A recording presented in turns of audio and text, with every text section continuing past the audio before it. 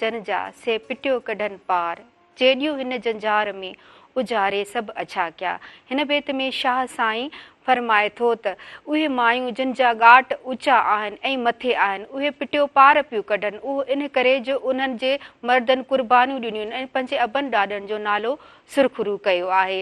अस्सलाम वालेकुम नाज़रीन, मां तव्हांजी सैयद सदफ शाह बुखारी तव्हांजे पंहिंजे प्रोग्राम सुबुह मिराण में तव्हां सां गॾु। जीअं त नाज़रीन जीअं ई कारी राति खां पोइ सुबुह थिए थो ऐं ईअं पखी पखड़ ऐं इंसान ज़ात बि पंहिंजे कमनि खे लॻी वञनि था ऐं सुबुह जो पहर आहे बि अहिड़ो थधिड़ो ऐं मिठड़ो पहर आहे ऐं मूंखे त इलाही अॼुकल्ह यानी मज़ो अचे पियो इन करे जो गर्मी पद घटि थी वियो आहे। नाज़रीन असांजे मेहराण मंच ते हमेशह जीअं अॼु बि स्पेशल महिमान असां सां गॾु आहे, उहो कंहिं तारीफ़ जो मोहताज न आहे ऐं पाण आहे Madad Ali Jhatyal, assistant professor government Sachal arts college जो। ऐं नाज़रीन हाणे हलूं था असां पंहिंजे महिमान तरफ़। अस्सलाम वालेकुम सर, कीअं आहियो तव्हां? ठीकु आहियो? बिल्कुलु जी, ठीकु ठाक।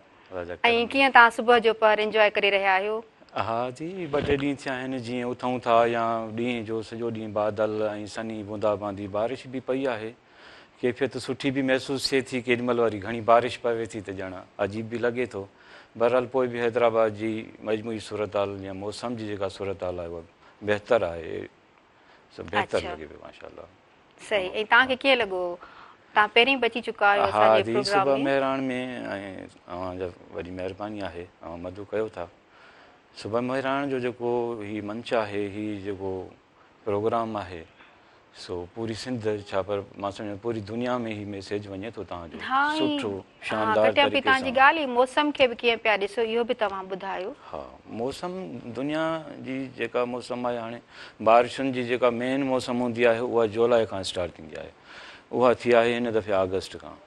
दुनिया में मौसमी तब्दीली अचे पई आहे। हाणे ईंदड़ वक़्त में तव्हां ॾिसंदव त मौसम में वॾे पैमाने ते ख़ुदि जेके दुनिया जा वॾा ॾाहा आहिनि उहे चवनि पिया त भई मौसम अञा घणी तब्दील थींदी अॻिते हली, माना मुख़्तलिफ़ थी वेंदी दुनिया जी, पाकिस्तान जी। ख़ासि करे पाकिस्तान असां जंहिं इलाइक़े में अचूं था उते मौसमी तब्दीलियूं तमामु घणियूं आहिनि। जेके बि आहिनि जहिड़े बि तरीक़े सां माज़ी में बि मौसमूं घटि वधि थींदियूं रहियूं, बारिशनि जूं बि या ॿियूं, इंसानु ॾाढो आहे ज़रूरु उन सां फेस करे थो ऐं मुक़ाबिलो करे अॻिते रन करे थो ऐं ज़िंदगी सर्वाइव करणी आहे पोइ हर तरह सां कबी ऐं कनि था माण्हू। अॼु हाणे त आहिनि असांजूं छुटियूं, स्कूल ऐं कॉलेज एजुकेशन्स खे, यूनिवर्सिटीज़ खे काफ़ी छुटियूं आहिनि, 2.5 महीना। छुटियुनि जूं जेको मरहलो थिए थो उहो असां टीचर्स लाइ, आम माण्हू जे तस्वर में इहो आहे त टीचर आज़ादु आहिनि, बसि इंजॉय वेठा था कनि, पर असांखे ॾाढो बोर थींदो फील थींदो आहे छो त मुसलसल छुटी बि ॼण असांखे बोर थी करे हिकिड़े क़िस्म जी। छुटियूं त अॼु हर साल जीअं मजबूरी में थियनि थियूं, छो त गर्मी जी बि शिदत, मौसमी हालात अहिड़ा आहिनि। हाणे हीअ जेका 15 ॾींहं छुटी वधी उहा बि बारिशुनि जे करे ऐं मौसम खे ॾिसी करे सिंध गवर्नमेंट जेको आहे सो अनाउंस कयो त भई पोज़ीशन ठीकु न आहे, नंढा ॿार आहिनि, हीअ कीअं स्कूलिंग कंदा, वॾा आहिनि, सॼो माहौल थोरो डिस्टर्ब रहे थो। सो मोकल बहितर बि आहे पर घटि कजे मोकल, कोशिशि कजे। तालीम में असां ॾाढा पोइते पियल आहियूं। हा सरी, जेके उस्ताद शागिर्द घरनि में वेठा आहिनि, ही वरी मथां मोकलियूं थियूं आहिनि त हिन जो कीअं असरु पवंदो, मुस्बत पवंदो या मुनफ़ी? अॼु मां त सम्झां थो त 2.5 महीना जेको आहे न मनफ़ी असरु पवे थो। जीअं स्कूल मां कॉलेजनि मां ॿार निकिता आहिनि, किताब खणी साइड ते रखिया अथनि त हाणे छुटी आहे असां इंजॉय कंदासीं, ऐं रिलैक्स बि थियणु घुरिजे। पर किताबनि खां हटी वञणु ऐं जदीद मीडिया जेका हींअर आई आहे उन जा असरात आहिनि। सो एजुकेशन इन में ॿार ॾाढो डिस्टर्ब बि थिए थो तालीमी लिहाज़ खां। असां पेरेंट्स, मां ख़ुदि पेरेंट्स आहियां, ख़ुदि परेशान थियूं था त ॿार किताबनि खां परे आहिनि, वतन था, माना मोबाइल हथ में आहे या टेलीविज़न आहे, लैपटॉप आहे, कंप्यूटर आहे, उन तरफ़। ख़ैर उहे बि हाणे जदीद फील्ड्स आहिनि, असांखे ओॾां बि वञिणो पवंदो। ज़ाहिरी आहे ॿारु टच कंदो, टाइम ॾींदो तॾहिं ई सिखंदो न। असांजी पंहिंजी सोच आहे, ॿारनि जी पंहिंजी सोच आहे, जॾहिं अंदरि माण्हू कंहिं फील्ड में घिरंदो आहे तॾहिं कुझु सिखी सघंदो आहे। मां सम्झां थो त काफ़ी फ़ाइदो बि पवे थो, नुक़सानात बि आहिनि इन फील्ड जा। यानी न हुजणु खपनि हा मोकलूं ही। हा, एतिरियूं न हुजनि। हा सही सही। ऐं तव्हां कीअं पिया ॾिसो ही जेको हाणे ही बरसाति थी आहे, ही गर्मी पद घटि थियो आहे, ऐं ही तव्हां मेहराण टीवीअ जे मंच ते आया आहियो? अॼु जीअं मां सुबुह निकितुसि करणु त सुबुह खां पहिरियां जीअं उथियुसि मां त बूंदाबांदी हुई हल्की हैदराबाद में। हा सो जीअं निकितुसि मां चयो माशाल्लाह मौसम सुठी लॻी पई आहे ॾाढो माना ईज़ी फील पियो थिए न ज़हनी तरह सां। नंढो वॾो ॿारु फील करे थो। घणी बारिश त थोरी डिस्टर्ब करे थी पर जे हल्का बूंदाबांदी आहे त वरी उनजो पंहिंजो हिकिड़ो मज़ो आहे। लास्ट टाइम मां लास्ट वीक वियो हुउसि हेॾां कोमरी इन तरफ़ वियो हुउसि। बादल ॾिसंदव इहे सनी सनी बारिश ॾिसंदव। आहे त पाकिस्तान असांजो, गोरख हिल स्टेशन ते बि साॻी पोज़ीशन आहे जेको असांजो सिंध जो हिसो आहे, पर अजीब फील थिए थो ॼण तवाना इंसान खे मिली थी ॼण एनर्जी मिली थी वञे। मौसम सां बि घणा जेका सिहत ते असरात पवनि था। हा बिल्कुलु तरबियत ते थी, सिहत ते असर पवनि था, माण्हू फ्रेश थो थी वञे जहिड़ो के।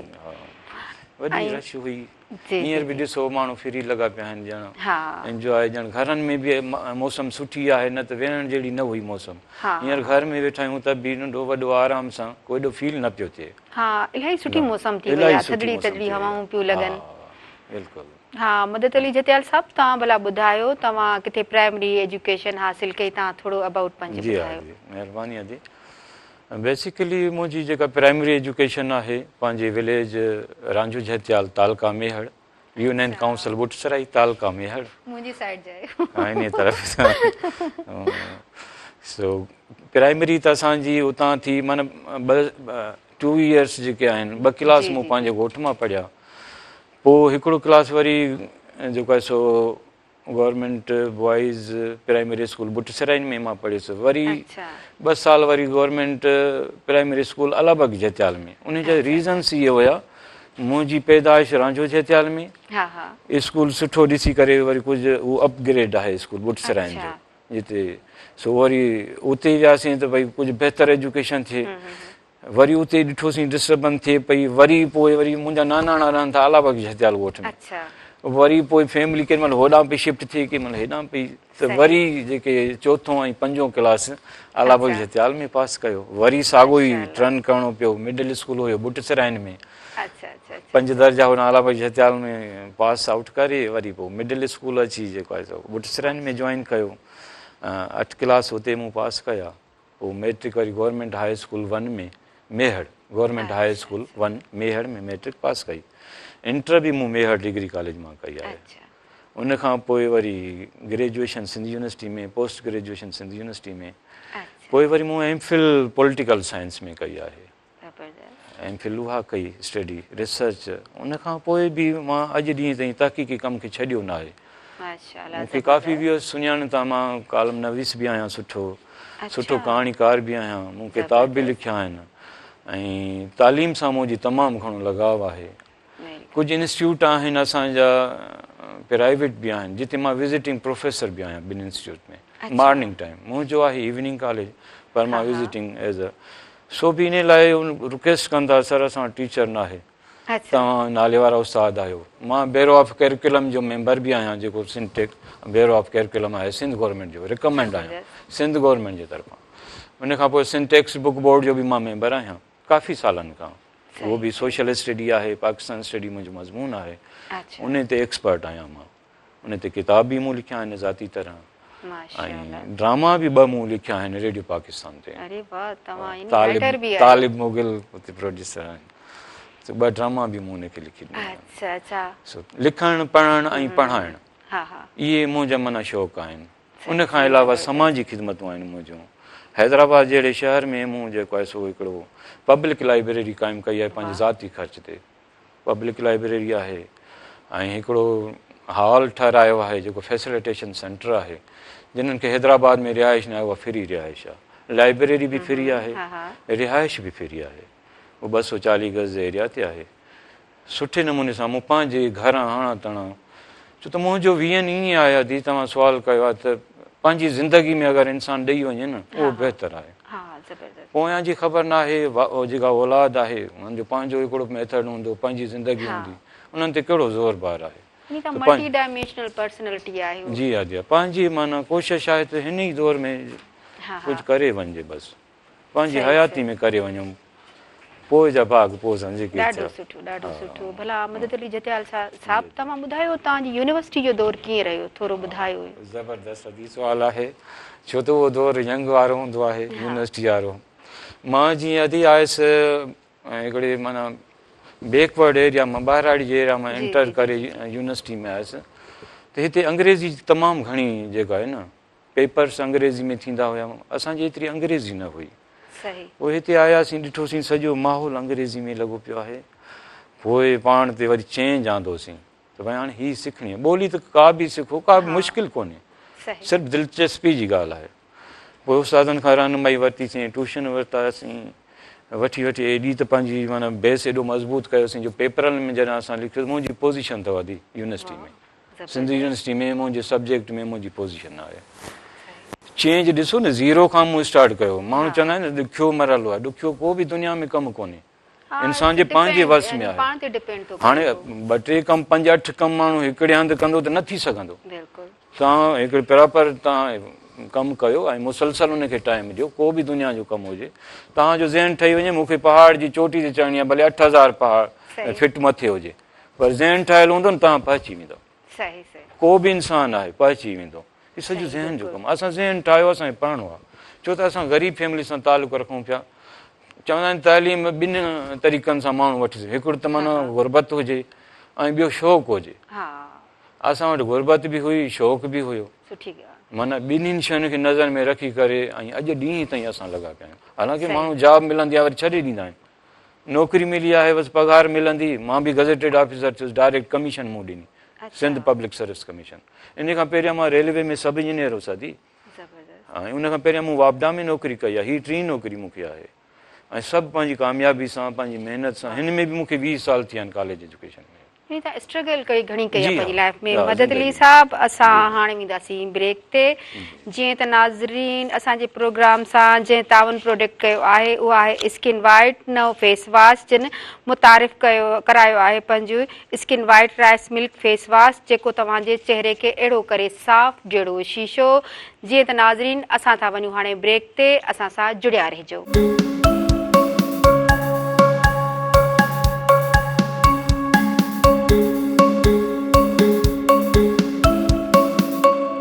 वेलकम बैक नाज़रीन, मां तव्हांजी पंहिंजी सैयद सदब बुखारी तव्हांजे पंहिंजे प्रोग्राम सुबुह मेराण में तव्हां सां गॾु।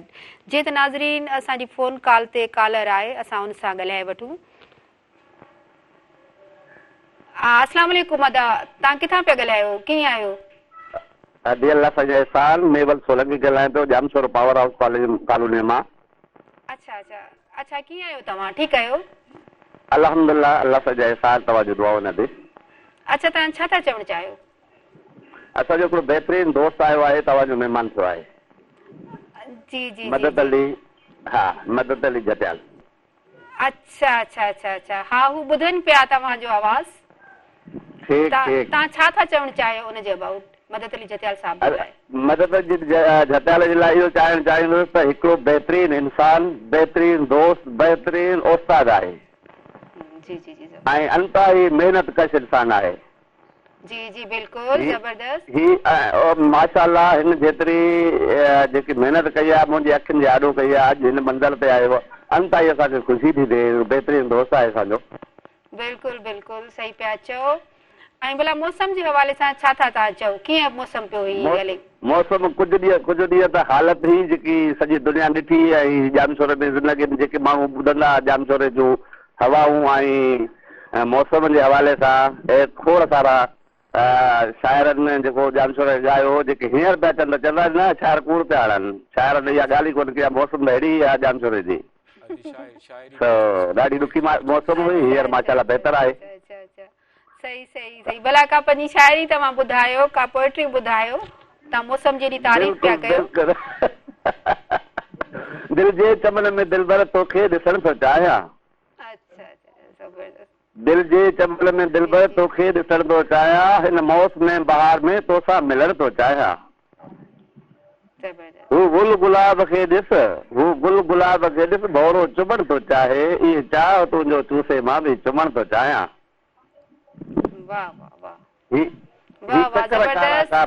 वॾी महिरबानी तव्हांजी अदा, वॾी महिरबानी तव्हां असांजे हिन प्रोग्राम में शरीक थियो, तव्हां कॉल कई। नाज़रीन, जीअं त असांजे प्रोग्राम सुबुह मिराण में जंहिं प्रोडक्ट ताउन कयो आहे उहा आहे स्किन वाइट नओं फेस वॉश मुतारिफ़ करायो आहे, जंहिंजो नालो आहे skin white rice milk face wash, जेको तव्हांजे चहिरे खे अहिड़ो करे साफ़ जहिड़ो शीशो। हाणे था हलूं असां पंहिंजे महिमान तरफ़। जी मदद अली साहब, तव्हां छा था चओ कॉल जे अबाउट? जेका ही कॉल आई असां हेतिरी पोइट्री बि ॿुधी। जी जी, पोइट्री ही शाइर बि आहे, सुठो शाइर आहे मेवल सोलंकी। पाण पावर हाउस में रहनि था, रिहाइश हुते अथनि ऐं सुठो शाइर बि आहे। ऐं हिननि मूंखे ॾिठो आहे न उते, जेका मुंहिंजी महिनत आहे न हिननि पंहिंजनि अखियुनि सां ॾिठी आहे। ऐं जेका मुंहिंजी सचाई हुई, जेको सचाई सां मूं पंहिंजी स्ट्रगल अॻिते कई, ॾिसनि पिया त सुबुह जो यूनिवर्सिटी थो पढ़े, शाम जो जॉब थो करे। मां शाम जो जॉब कंदो हुउसि ऐं सुबुह जो यूनिवर्सिटी पढ़ंदो हुउसि। उन जे बावजूदि मूं पोज़ीशन खई आहे। 3 बजे खां मुंहिंजी ड्यूटी स्टार्ट थींदी राति जो 10 बजे ताईं। सुबुह जो 8 बजे यूनिवर्सिटी पहुचूं, उतां 1-1:30 बजे छुटी मिले, घर अची कपिड़ा चेंज करे ड्यूटी ते पहुचूं। वरी राति जो टाइम ख़बर न पए, मानी बि पाण पचाईंदासीं, मानी पाण, कपिड़ा धुलाई पाण कयूं। अॼु को यस अलहमदुल्ला, मां सुठो कुक बि आहियां, पंहिंजा बि कपिड़ा धोई सघां थो, सभु कुझु।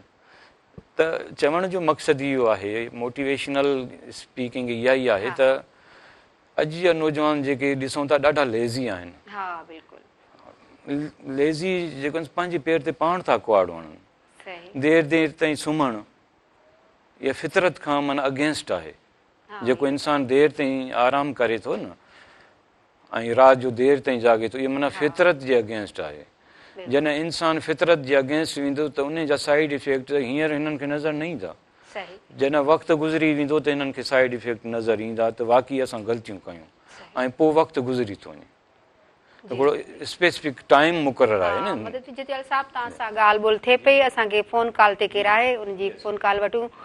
हलो, वालेकुम सलाम, किथां पिया ॻाल्हायो ऐं तव्हां केरु आहियो? दा पंहिंजो तारीफ़ करायो। मैडम मां अज़ीज़ जोड़े जो कासिमाबाद हैदराबाद मां ॻाल्हायां पियो। सभु पहिरीं त माशाअल्लाह अॼु हिकिड़े बहितरीन शख़्सियत, शाइर, अदीब, प्रोफेसर, इंतहाई ख़ुशी थी ऐं असां महिरान टीवी जे सत खे मुबारकबाद ॾियूं था। Specially we are very thankful to you as well as Ada Murtaza साहिब। हाणे बसि 2-3 सुवाल आहिनि, इहे असां प्रोफेसर साहिब खां पुछंदासीं। जी जी जी, फर्स्ट ऑफ ऑल तव्हां ॿुधायो कीअं आहियो? ठीकु आहियो?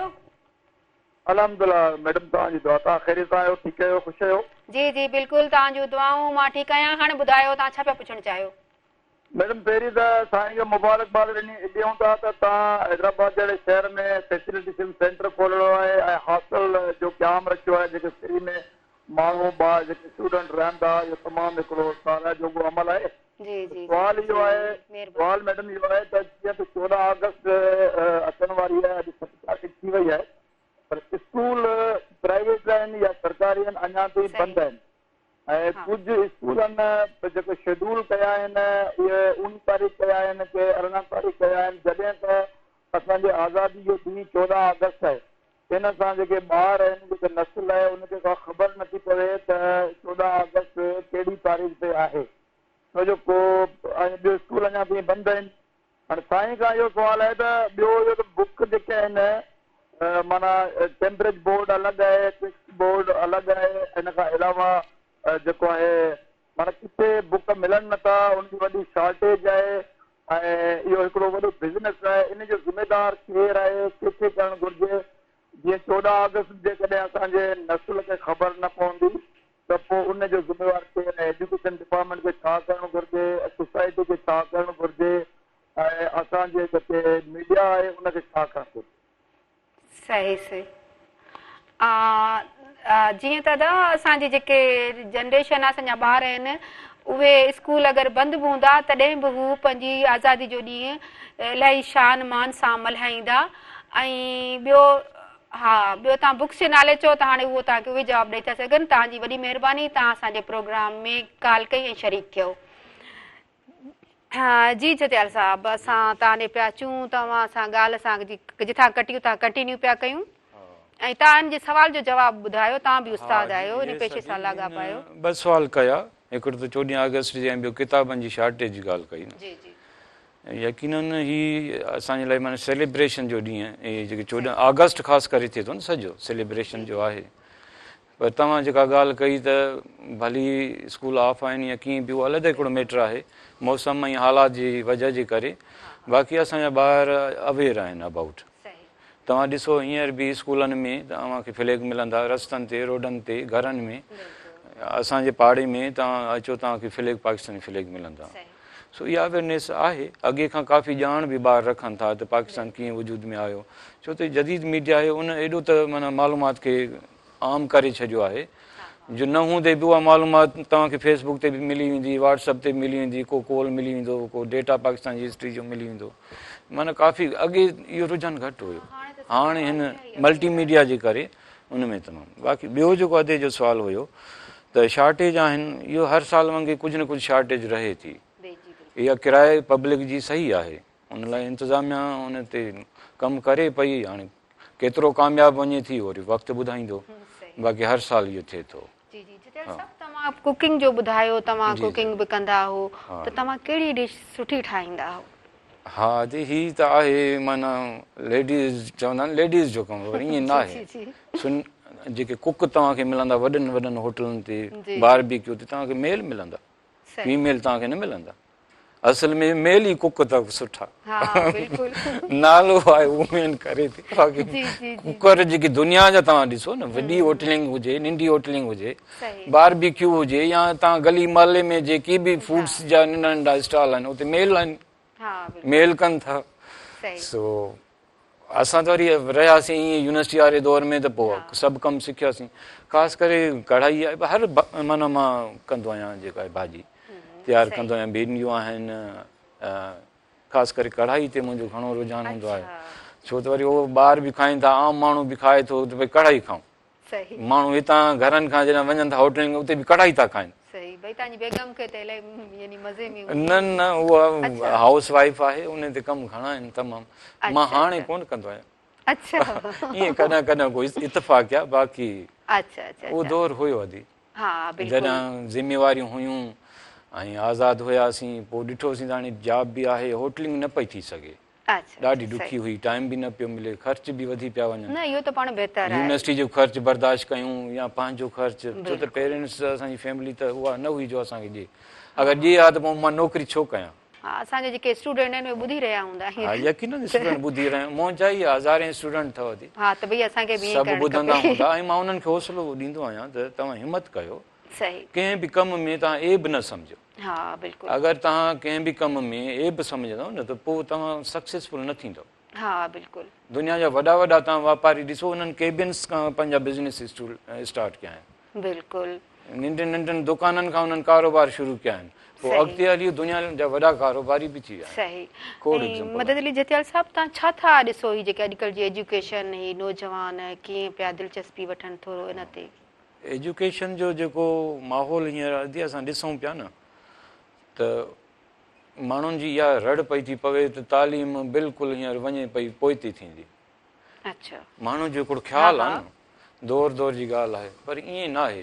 हर कंहिंजो पंहिंजो ख़्यालु आहे। मां पंहिंजो तव्हां सां शेयर कयां थो त ॾिसो, असांजो हिकिड़ो माज़ी जो ज़हन ठहियलु आहे, असां उन मुताबिक़ हलूं था त भई सुबुह जो मथे खे तेल हणी, पा तेल हणी स्कूल वञे ॿार, वरी मोटी अचे, आराम करे, वरी जेको आहे सो शाम जो थोरो घणो किताब या स्पोर्ट्स वग़ैरह करे। पर हाणे हींअर हालात चेंज थी विया आहिनि, उहो माज़ी हाल में ॾींहुं राति जो फ़र्क़ु आहे। पर असां ॿारनि ते उहो पंहिंजो माज़ी वारा जेको दिमाग़ जो माइंड सेट थियल आहिनि उहो लागू कयूं वेठा आहियूं। ॿारनि खे तव्हां छॾे ॾियो पंहिंजे ज़हन मुताबिक़, का बि फील्ड दुनिया में ख़राबु न आहे। ॿारु फ़नकार थियणु चाहे थो, तव्हां हुनखे थियणु ॾियो।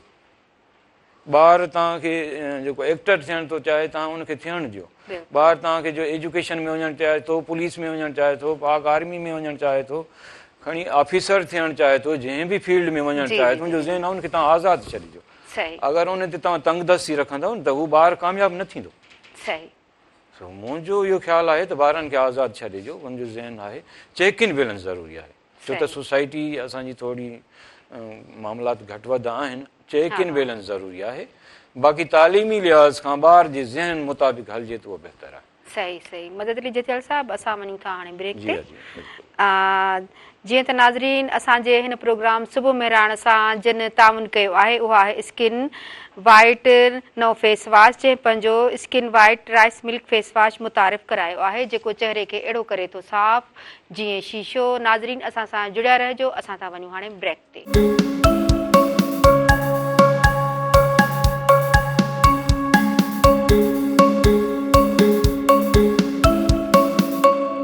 वेलकम बैक नाज़रीन, मां तव्हांजी पंहिंजी सदफ शाह तव्हांजे पंहिंजे प्रोग्राम सुबुह मेहराण में तव्हां सां गॾु। उमेद आहे त ठीकु हूंदा, ख़ुशि हूंदा, आबाद हूंदा, जिथे बि हूंदा। जीअं त नाज़रीन ही मदद अली जेको जतियाल साहब ॻाल्हि कई त भई तव्हां पंहिंजे ॿारनि खे यानी छॾियो हू जंहिं फील्ड में वञणु चाहिनि उन्हनि खे आज़ादु छॾियो ऐं इहा बिल्कुलु ॻाल्हि सही चई। मां बि हिन ॻाल्हि सां मुतफ़िक़ आहियां। पंहिंजे नाज़रीन खे बि ईअं ई चवंदसि ॾिसंदड़नि खे त पंहिंजे ॿारनि खे भई तव्हां उनजे पंहिंजे ज़हन ते छॾियो त हू छा था करणु चाहिनि ऐं हू छा था थियणु चाहिनि। जीअं त नाज़रीन असांजे प्रोग्राम सुबुह मेहराण सां जिन प्रोडक्ट ताउन कयो आहे उहा आहे स्किन वाइट हिकु नओं फेस वॉश मुतारिफ़ करायो आहे जंहिंजो नालो आहे skin rice milk face wash जेको तव्हांजे चहिरे खे अहिड़ो करे थो साफ़ जीअं शीशो। जीअं त नाज़रीन असां था हलूं हाणे पंहिंजे महिमान तरफ़। जी मदद अली जतियाल साहब, तव्हां ॿुधायो हाणोकी तालीम ऐं पहिरीं जी में कहिड़ो फ़र्क़ु आहे, डिफरेंस आहे? माज़ी जी अदी जेका तालीम हुई उहा उस्ताद जेके सो बहितरीनु पंहिंजे बचनि वांगुरु उस्ताद शागिर्दनि खे ॾिसंदा हुया। जी जी अगरि को ॿार कमज़ोर हूंदो हुयो न त उनखे बि खणी ईंदा हुया, कढी ईंदा हुया। अगरि पढ़णु चाहे थो कमज़ोर आहे त इनखे माना तयारु कंदा हुया। ऐं अॼु जो जेको रुझान आहे जेको ॿारु एक्टिव आहे उहो ई अॻिते रहे थो। जेके कमज़ोर ॿार आहिनि तालीम में टीचर्स या इदारा आहिनि उन्हनि ते ख़ासि तवजो न पिया ॾियनि। सो माज़ी जी तालीम हिकिड़ी माना पंहिंजाइप वारी तालीम महसूसु थींदी। मूंखे यादि आहे मां पंहिंजी हिकिड़ी ॻाल्हि ॿुधायां। मां हिकिड़े दफ़े जेको आहे सो घरां चई त मां स्कूल थो वञा, स्कूल न वियुसि मां। मूं सां गॾु मुंहिंजो भाउ बि हुयो, ॿई असां गॾु पढ़ंदा हुआसीं। सो टीचर उतां जेको उस्ताद हुयो उन जेको आहे सो मालूम कयो त इहे शागिर्द छो न आहिनि आया। न्यापो कयईं ॻोठ जे घरां त भई इहे घर आहिनि कंहिं कम सां आहिनि या किथे आहिनि। चिन घरां त निकिरी विया आहिनि सुबुह जो स्कूल बि न पता आहिनि, घर बि कोन्हनि, आहिनि किथे हिननि खे ॻोल्हे अचो। शागिर्द ॿ टे उस्ताद मोकिलिया। असां कंहिं गली कुंड में लिकिया वेठा हुआसीं, स्कूल जो टाइम पूरो थिए त वरी घर वञूं। ख़बर तॾहिं पई त उहे शागिर्द उस्ताद मोकिलिया। असां लिकियल हुआसीं दीवार जे भरिसां। असां ॿिन्ही खे खणी वञी स्कूल पहुचायूं। स्कूल जो पहुचायूं त असांजा तरा निकिरी विया। अची उस्ताद अॻे उस्ताद मार बि ॾींदा हुया ऐं बर्दाश्त कंदा हुआसीं। पेरेंट्स सुवाल ई पैदा न आहे उस्ताद खे ग़लति चवे त ॿार जे सुधार लाइ वेठो आहे ऐं टीचर बि पेरेंट्स जे बराबरि आहे न उनजी तरबियत लाइ। इहो एग्ज़ाम्पल मूंखे अॼु ॾींहं ताईं विसरे नथो। असांखे ख़बर ई न पई नौजवान असांखे खणी वञी स्कूल। सो माहौल में हा फ़र्क़ु आहे। हींअर वरी ॿियो रुझान आहे, हींअर आहे त भई ॿार खे तव्हां थप बि नथा हणी सघो ऐं माना मार ते इंटरनेशनल पाबंदी आहे। छो त उन में छा थो थिए, अॻे शायदि ॿारनि जी खुराक सुठी हुई जो ॿार बर्दाश्त करे वेंदा। अॼु जो जेको आहे ॿार उनखे उहो दड़को ॾियो न वञी घर ॻाल्हि करे थो, घर ॻाल्हि करे थो। उहे पेरेंट्स हलिया था अचनि। सरकारी स्कूल में त खणी नथा अचनि एतिरा, पर प्राइवेट में हलिया था अचनि ऐं चवनि था त असांजे ॿार खे तव्हां दड़को छो ॾिनो आहे। हू राति सुतो ई न आहे, आराम ई न कयो आहे, ॿार में माना ज़हनी बीमारी वठी वई आहे। त हालात ऐं वक़्त सां इहे शयूं तब्दील थियनि पियूं ऐं उन मुताबिक़ ई असांखे हलणो आहे। ॿार जो ज़हन, उस्ताद जो कमु आहे ॿार जो ज़हन पढ़णु। जीअं पेरेंट्स पंहिंजे ॿार जो ज़हन पढ़नि था न, असांखे बि ईअं पढ़णो पवंदो त कीअं ज़हन आयो उनजी तरबियत उन मुताबिक़ असांखे करणी पवंदी। हा बिल्कुलु मदद अली जतियाल साहब, जीअं तव्हां ॿुधायो त पहिरीं ईअं ॿार मार बि खाईंदा हुआ ऐं पर एॾियूं सहूलियतूं बि न हूंदियूं। उन जे यानी अपोज़िट हाणे स्कूलनि में एतिरियूं सहूलियतूं घणियूं आहिनि, पर उन जे बावजूदि ॿार दिलचस्पी नथो वठे पढ़ाईअ में। सही। उन जो अदी जेको मेन सबबु जेको मां सम्झां थो त अॻे ॿारनि जो तइदादु घटि हुयो। हींअर घर घर में 5-5, 8-8 ॿार आहिनि, 3-3, 4-4 बि ॿार। रेशियो जीअं तइदादु वधंदो न त उहे माना उन में क्वालिटी किरी पवंदी। हाणे इहो फुक़दान इहो बि हिकिड़ी क़िस्म जो थियो आहे न। त हाणे केतिरनि ॿारनि ते नज़र पेरेंट्स बि विझनि। 4 औलाद आहे, हिकिड़े ते विझनि, ॿिए ते विझनि, पंहिंजो रोज़गार कनि, रोज़ी रोटी कनि। इहो बि हिकिड़ो सबबु थियो अथव। इहो मां इहो बि सम्झां थो, इहो बि हिकिड़ो सबबु आहे, हिकिड़ो रीज़न आहे, तइदाद वधी वञणु। सही केतिरा इंस्टीट्यूट आहिनि, गली गली में तव्हां वेंदो इंस्टीट्यूट तव्हांखे गवर्नमेंट जा बि मिलंदा, जी, जी। प्राइवेट बि मिलंदा, वॾो तइदाद बल्क आहे, पर पोइ बि संभालिया नथा वञनि, सही ॿार संभालिया नथा वञनि। वरी बि तव्हांखे ॿाहिरि किचिरे में मेड़ींदे बि ॿार नज़र ईंदो, गली रस्ते में बि ईअं तव्हांखे फुज़ूल या कंहिं कमकार मिस्त्रियुनि वटि तव्हांखे ॿार नज़र भई ईंदो। हाणे उहा दिलचस्पी ॿार न पियो वठे, सहूलियतूं बि हाणे घणियूं आहिनि पहिरीं जे मुक़ाबले में, तइदाद वधी वियो न हा। ॿारनि जो। हा, हुकूमतुनि जो कमु आहे उन ते तवजह जी, जी, ॾिए, जी। चेक एंड बैलेंस रखे। हुकूमत पंहिंजनि मसइलनि मसाइलनि में अलॻि आहे, सही सही क्राइसिस आहिनि काफ़ी असांजे। जतिन साहब ॿुधायो भला तालीम सां गॾु तरबियत केतिरी ज़रूरी आहे? बहितरीनु अव्हांजो सुवालु आहे। जेसि ताईं तरबियत न आहे न त उहो तालीम याफ़्ता नथो थी सघे। तालीम तरबियत सां गंढियल आहे। सही जंहिं बि ॿार जी तरबियत, छो त तरबियत जो जेको दर्सगाह आहे उहो घरु आहे। हा बिल्कुलु। घर में जेको ॿारु ॾिसे थो त मुंहिंजी अम्मी आहे, मुंहिंजो अबू आहे, जेको असां छा था कनि, निमाज़ पढ़ंदा त ॿार ते उहो असरु थींदो, क़ुरान पाक पढ़ंदा त ॿार ते उहो असरु थींदो, घर में फॉलो कंदा, को महिमान ताईं अचे थो, को अचे वञनि था जेके अज़ीज़ आहिनि असांजा, या ॿाहिरियां अहबाब अचनि था, उन्हनि जो उथणु वेहणु उतां ई माना ॿार जी क्रिएशन डेवलप थिए थी। सो पेरेंट्स जी इहा घणी ज़िम्मेवारी आहे। जेसि ताईं ॿार में उहा शइ न थींदी, तालीम उहा कामयाबु न वेंदी असांजी। तरबियत खां सवाइ तालीम असांजी कामयाबु न वेंदी। तरबियत वेठो गारियूं हुजे, होॾां PhD थियल हुजे, पोइ अॼु उहो तालीम कहिड़ी, उहो त सर्टिफिकेट चइबो न, उहो त हिकिड़ो कागज़ जो टुकड़ो चइबो न। तालीम उहा आहे जेको माशरे में वञे कुझु ॾिए, ॾियणु सिखे, वठे न, ॾियणु सिखे। ऐं सदके हुज़ूर सल्लल्लाहु अलैहि वसल्लम बि उस्ताद हुया न पहिरियां, हुन कॾहिं को वरितो छा कंहिंखां, हमेशह ॾियण जी हुन कोशिशि कई, ॾियण जी कोशिशि कई, ऐं हू पूरी दुनिया जो वॾो मौलम हुयो, छो हुन ॾिनो, हुन वरितो न। अॼु जो रुझान ईअं आहे त मां ॾियां थो, मूंखे मिलंदो छा? हाणे जॾहिं मिलण ते असांजी नज़र आहे न, चाहे उलमा हुजनि, चाहे उस्ताद हुजनि, चाहे इदारा हुजनि, जॾहिं आउटपुट घुरंदा न त पोइ उन्हनि खे अलाह ॾींदो बि कोन, जे ॾींदो त बि माना रड़ाए ॾींदो, परेशानियुनि में ॾींदो।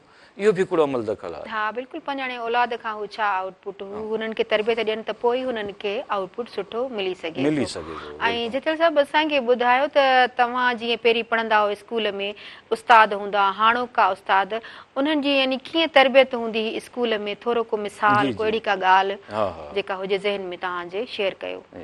अॼु मूं इहो ॾिठो, माज़ी में जेके उस्ताद अपॉइंट थींदा, पहिरियां उन्हनि जी ट्रेनिंग थींदी हुई, PTC, CT, B.Ed, भई जेको PTC कंदो, B.Ed कंदो, उनखे उस्ताद असां कंदासीं। काफ़ी उस्ताद असांजा माना हैदराबाद ट्रेनिंग कॉलेज हुयो, दादो, हर डिस्ट्रिक्ट में ट्रेनिंग कॉलेज हुया, हिते ईंदा हुया, उहे ट्रेंड थी वेंदा हुया। हाणे बल्क में था टीचर अचनि, हींअर बि 60,000 जे लॻभॻि उस्ताद मुक़ररु थिया आहिनि। हाणे उन्हनि जो तरबियत त हले थी पई, ट्रेनिंग त हले थी पई, गवर्नमेंट कराए पई, मां ॾिसां पियो, हर माण्हू ॾिसे थो, पर वॾो तइदाद आहे न हिकिड़ो, उनखे पोइ कंहिंखे 6 हफ़्ता ॾियनि था, ऐं हू 6 महीननि जी साल जी ट्रेनिंग हुई। PTC, CT इहे जेका आहे न, घटि में घटि 6 महीना, वधि में वधि साल, ऐं B.Ed त 2 साल हूंदी हुई। माना हिकिड़ो ट्रेनिंग जो हिकिड़ो मख़सूस पीरियड हुयो जंहिंमें उहो लर्न कंदा हुया। हाणे 6 हफ़्तनि में या 4 हफ़्तनि, 5 हफ़्तनि में माना हिकिड़े महीने जी ट्रेनिंग, इहे शयूं नोटेबल आहिनि। अहिड़ा माना इदारा असां क़ाइमु कयूं जेके मुकमिल 6 महीना 8 महीना टीचर रुगो ट्रेनिंग वठे। हाणे मां यूनिवर्सिटी मां पढ़ी आयुसि, मास्टर करे आयुसि, मूंखे टीचिंग जी कहिड़ी ख़बर। फर्ज़ु कयो मूं कमीशन ॾिनी, सिंध पब्लिक सर्विस कमीशन, अब तूं लेक्चरर आहीं 17 ग्रेड में, हाणे मां त कमीशन ॾेई करे पंहिंजी सब्जेक्ट जी पास थी, ऑर्डर वठी कंहिं कॉलेज में वियुसि, मूंखे तरबियत न मिली न। हाणे मूंखे तरबियत न मिली त मां पंहिंजे ज़हन मुताबिक़ पढ़ाईंदुसि, जेको मुंहिंजो अकुलु हूंदो, जे मां होशियारु हूंदुसि, उस्तादनि खां पढ़ियो हूंदुसि, उस्तादनि जी इज़त कई हूंदी, उहे ख़्यालात मुंहिंजे ज़हन में हूंदा, मां उहा ई शेयर कंदुसि। जे मूं ईअं बाईपास कयो हूंदो या ईअं हल्के ग्रेड में पास कयो हूंदो त उहा ई वरी अॻिते जेको आहे सो तरबियत जो वॾो असरु आहे। मदद अली साहब असांखे ॿुधायो त जेको हाणे जो उस्ताद आहे, छा उनजी अहिड़ी तरबियत न पई थिए? थिए पई, 60,000 उस्ताद खयां अथनि थिए पई, जी जी पर पहिरियां थींदी 6 महीना साल तरबियत, हाणे थिए थी 4 हफ़्ता, माना हिकिड़ो महीनो ट्रेनिंग थिए थी। किथे हिकिड़ो महीनो, किथे 6 महीना, किथे साल, फ़र्क़ु त थींदो न। सही पोइ बि ठीकु आहे, बहितर आहे। हींअर जेकी अच्छा। ख़ासि करे उस्ताद आया आहिनि माशाल्लाह, उहे पढ़िया लिखिया PhD होल्डर बि अथव। तव्हांखे अच्छा, प्राइमरी उस्ताद, ज़बरदस्त। कुझु ॿिया JST, HST, PhD बि अव्हांखे मिलंदा। माशाल्लाह माना क्रीम इंजीनियर बि तव्हांखे उस्ताद हाणे मिलंदो। न त इहे माण्हू उस्ताद थियणु पसंदि न कंदा हुया, सही। चवंदा असां मथी वञूं न, इंजीनियर थियूं मथी लेवल ते। हीअ त कुदरत असांजी भलाई कई आहे जो इहे सभु क्रीम, न त इहा क्रीम निकिरी वेंदी। हाणे तालीम खे त क्रीम खपे न, माना वेल कॉन्फिडेंट असांखे उस्ताद खपनि, नौजवान खपनि जेके हिन माहौल खे जेको परेशानी वारो आलम आहे रुझान वधियो आहे हाणे वधियो आहे। सो हाणे असांजी रिज़ल्ट्स मां सम्झां थो मुस्तक़बिल में सुठियूं वञूं, छो त वेल कॉन्फिडेंट अची विया आहिनि इदारनि में। सही पहिरियां घटि तइदाद हो, पहिरियां सियासी बि अमल दख़ल हूंदो हुयो, कंहिं MP MNA खे कोटा ॾींदा हुया, हाणे उहा बि कान्हे। हाणे भई टेस्टूं ॾियो, IBA जूं टेस्टूं ॾियो, या ॿिया इदारा आहिनि उहे टेस्टूं वठनि था, माना बाक़ाइदे छंडे छाणे, तॾहिं त इंजीनियर अचनि था वॾा वॾा जेके LLB पास असांजा उस्ताद था। त एप्रिशिएट पिया कयो जेको हाणे यस, तालीम बहितरीन अमल आहे, एप्रिशिएट कयो, इन में को शक न अथव। इंशाल्लाह इन जी रिज़ल्ट चइनि 5 सालनि में अची वेंदी। अञा हाणे शुरूआत आहे, हाणे टीचर आया आहिनि, वरी ब्रेकअप अची वियो आहे। मदद अली साहब असांखे ॿुधायो जेको पहिरियां वारो शागिर्द हो ऐं जेको हाणे जो शागिर्द आहे, उनजी तरबियत तालीम में को डिफरेंस? हा, डिफरेंस आहे न। माज़ी में जेका तालीम हुई उहा उन दौर जी तालीम हुई। हींअर जदीद मीडिया आहे, जदीद दौरनि जी तालीम आहे, पर असां अञा फाथा पिया आहियूं उन पुराणे माना सिलेबसनि में, पुराणी किताबनि में असां अञा फाथल आहियूं। कुझु निकिता आहियूं, कुझु नवाण अची वई आहे जेको कमु थियो आहे। मां ख़ुदि मेंबर आहियां ब्यूरो ऑफ करिकुलम जो, सिंध टेक्स्ट बुक बोर्ड जो मां मेंबर आहियां। त हाणे किताब तव्हां नवां ॾिसो न, तव्हां यकीन कयो, मां छो त मां पाण ख़ुदि राइटर बि आहियां ऐं मां करिकुलम जो मेंबर आहियां, त पूरे पाकिस्तान खां सिंध जा किताब जेके अथव न, चाहे फेडरल जा किताब या सिंध जा किताब बहितरीन लिखियल मदद अली साहब हाणे असांजे थियो आहे न्यूज़ ब्रेक जो टाइम, त नाज़रीन असां सां जुड़िया रहिजो। असां था वञूं न्यूज़ ब्रेक ते।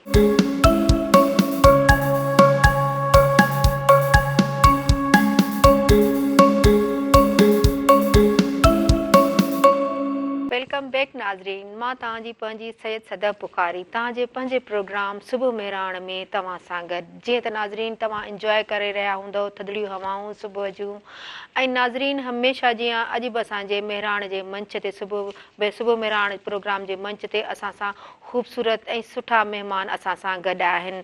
जीअं त नाज़रीन अॼु असांजे प्रोग्राम में हिकु स्टूडेंट आहे जंहिंजो नालो आहे बुशरा माफिया, पाण कॉमर्स जी स्टूडेंट आहे ऐं ही नेक टेक्निक्यू में कोर्स करे रही आहे। असां था हलूं उन जे तरफ़ ऐं उन खां असां पुछंदासीं त इहो छा आहे, इन जे अबाउट ॻाल्हाईंदासीं।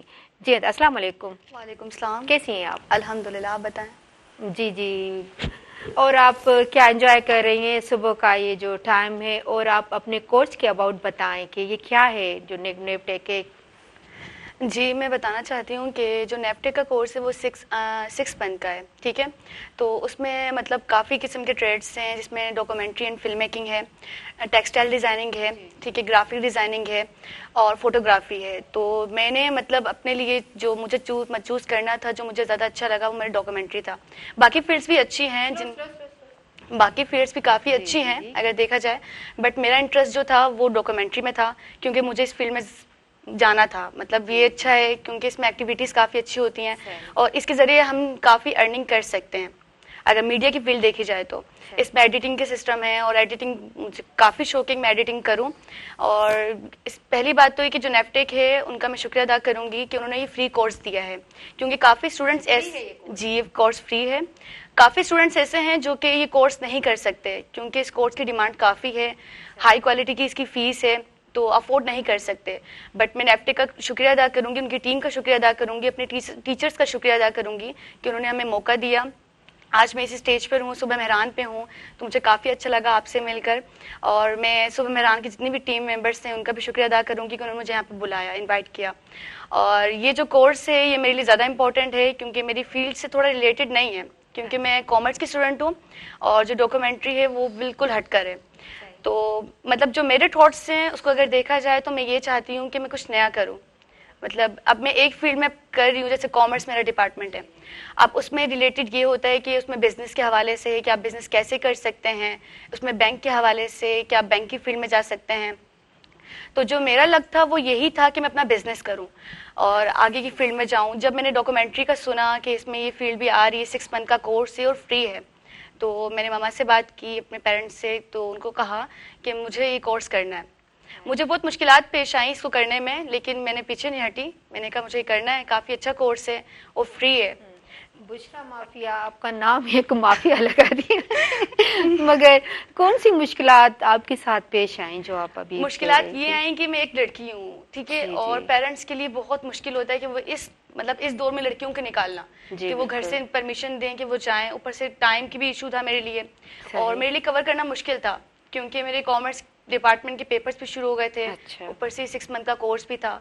तो मुझे काफ़ी लोगों ने कहा कि आप छोड़ दो, मतलब नहीं जी, करो, जी। बस अपनी स्टडी पे ध्यान दो जो है, क्योंकि 4 साल की डिग्री है और मतलब क्या है इसमें, कुछ भी नहीं रखा हुआ। सही। मतलब काफ़ी मुझे थॉट्स ऐसे दिए थे लोगों ने, नेगेटिव पॉइंट्स क्रिएट हुए थे, बट मेरा माइंड यही सेट था कि मुझे करना है। और जी, जी, जी। अल्हम्दुलिल्लाह तो अल्हम्दुलिल्लाह अब कैसी ये चल रही है जो कोर्स है बहुत अच्छा एजुकेशन? कोर्स चल रहा है।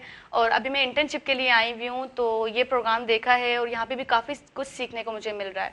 सही। तो अब जिन लोगों ने मुझे कहा था कि आप ये कोर्स नहीं करो, तो सही। अब जब मैं जाती हूँ घर पे और यहाँ की जितनी भी एक्टिविटीज़ होती हैं, तो जब मैं वो स्टेटस पे लगाती हूँ और बताती हूँ कि मैंने आज ये वर्क किया, ये वर्क किया, तो मुझे देख के हैरान होते हैं, यार अच्छा। मतलब आपने अच्छा काम किया है। हम लोग पहले मना कर रहे थे कि नहीं करो आप, आपके लिए अच्छा नहीं है, लेकिन अब वो देख के बोलते हैं कि हमें अच्छा लग रहा है कि आप इस फील्ड में गई हो, अच्छा, आपको कुछ अच्छा, सीखने को मिल रहा है।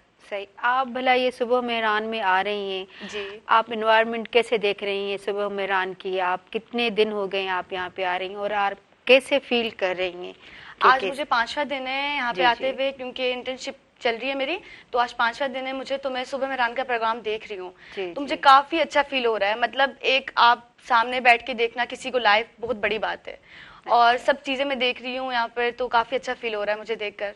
अच्छा, अच्छा। जी।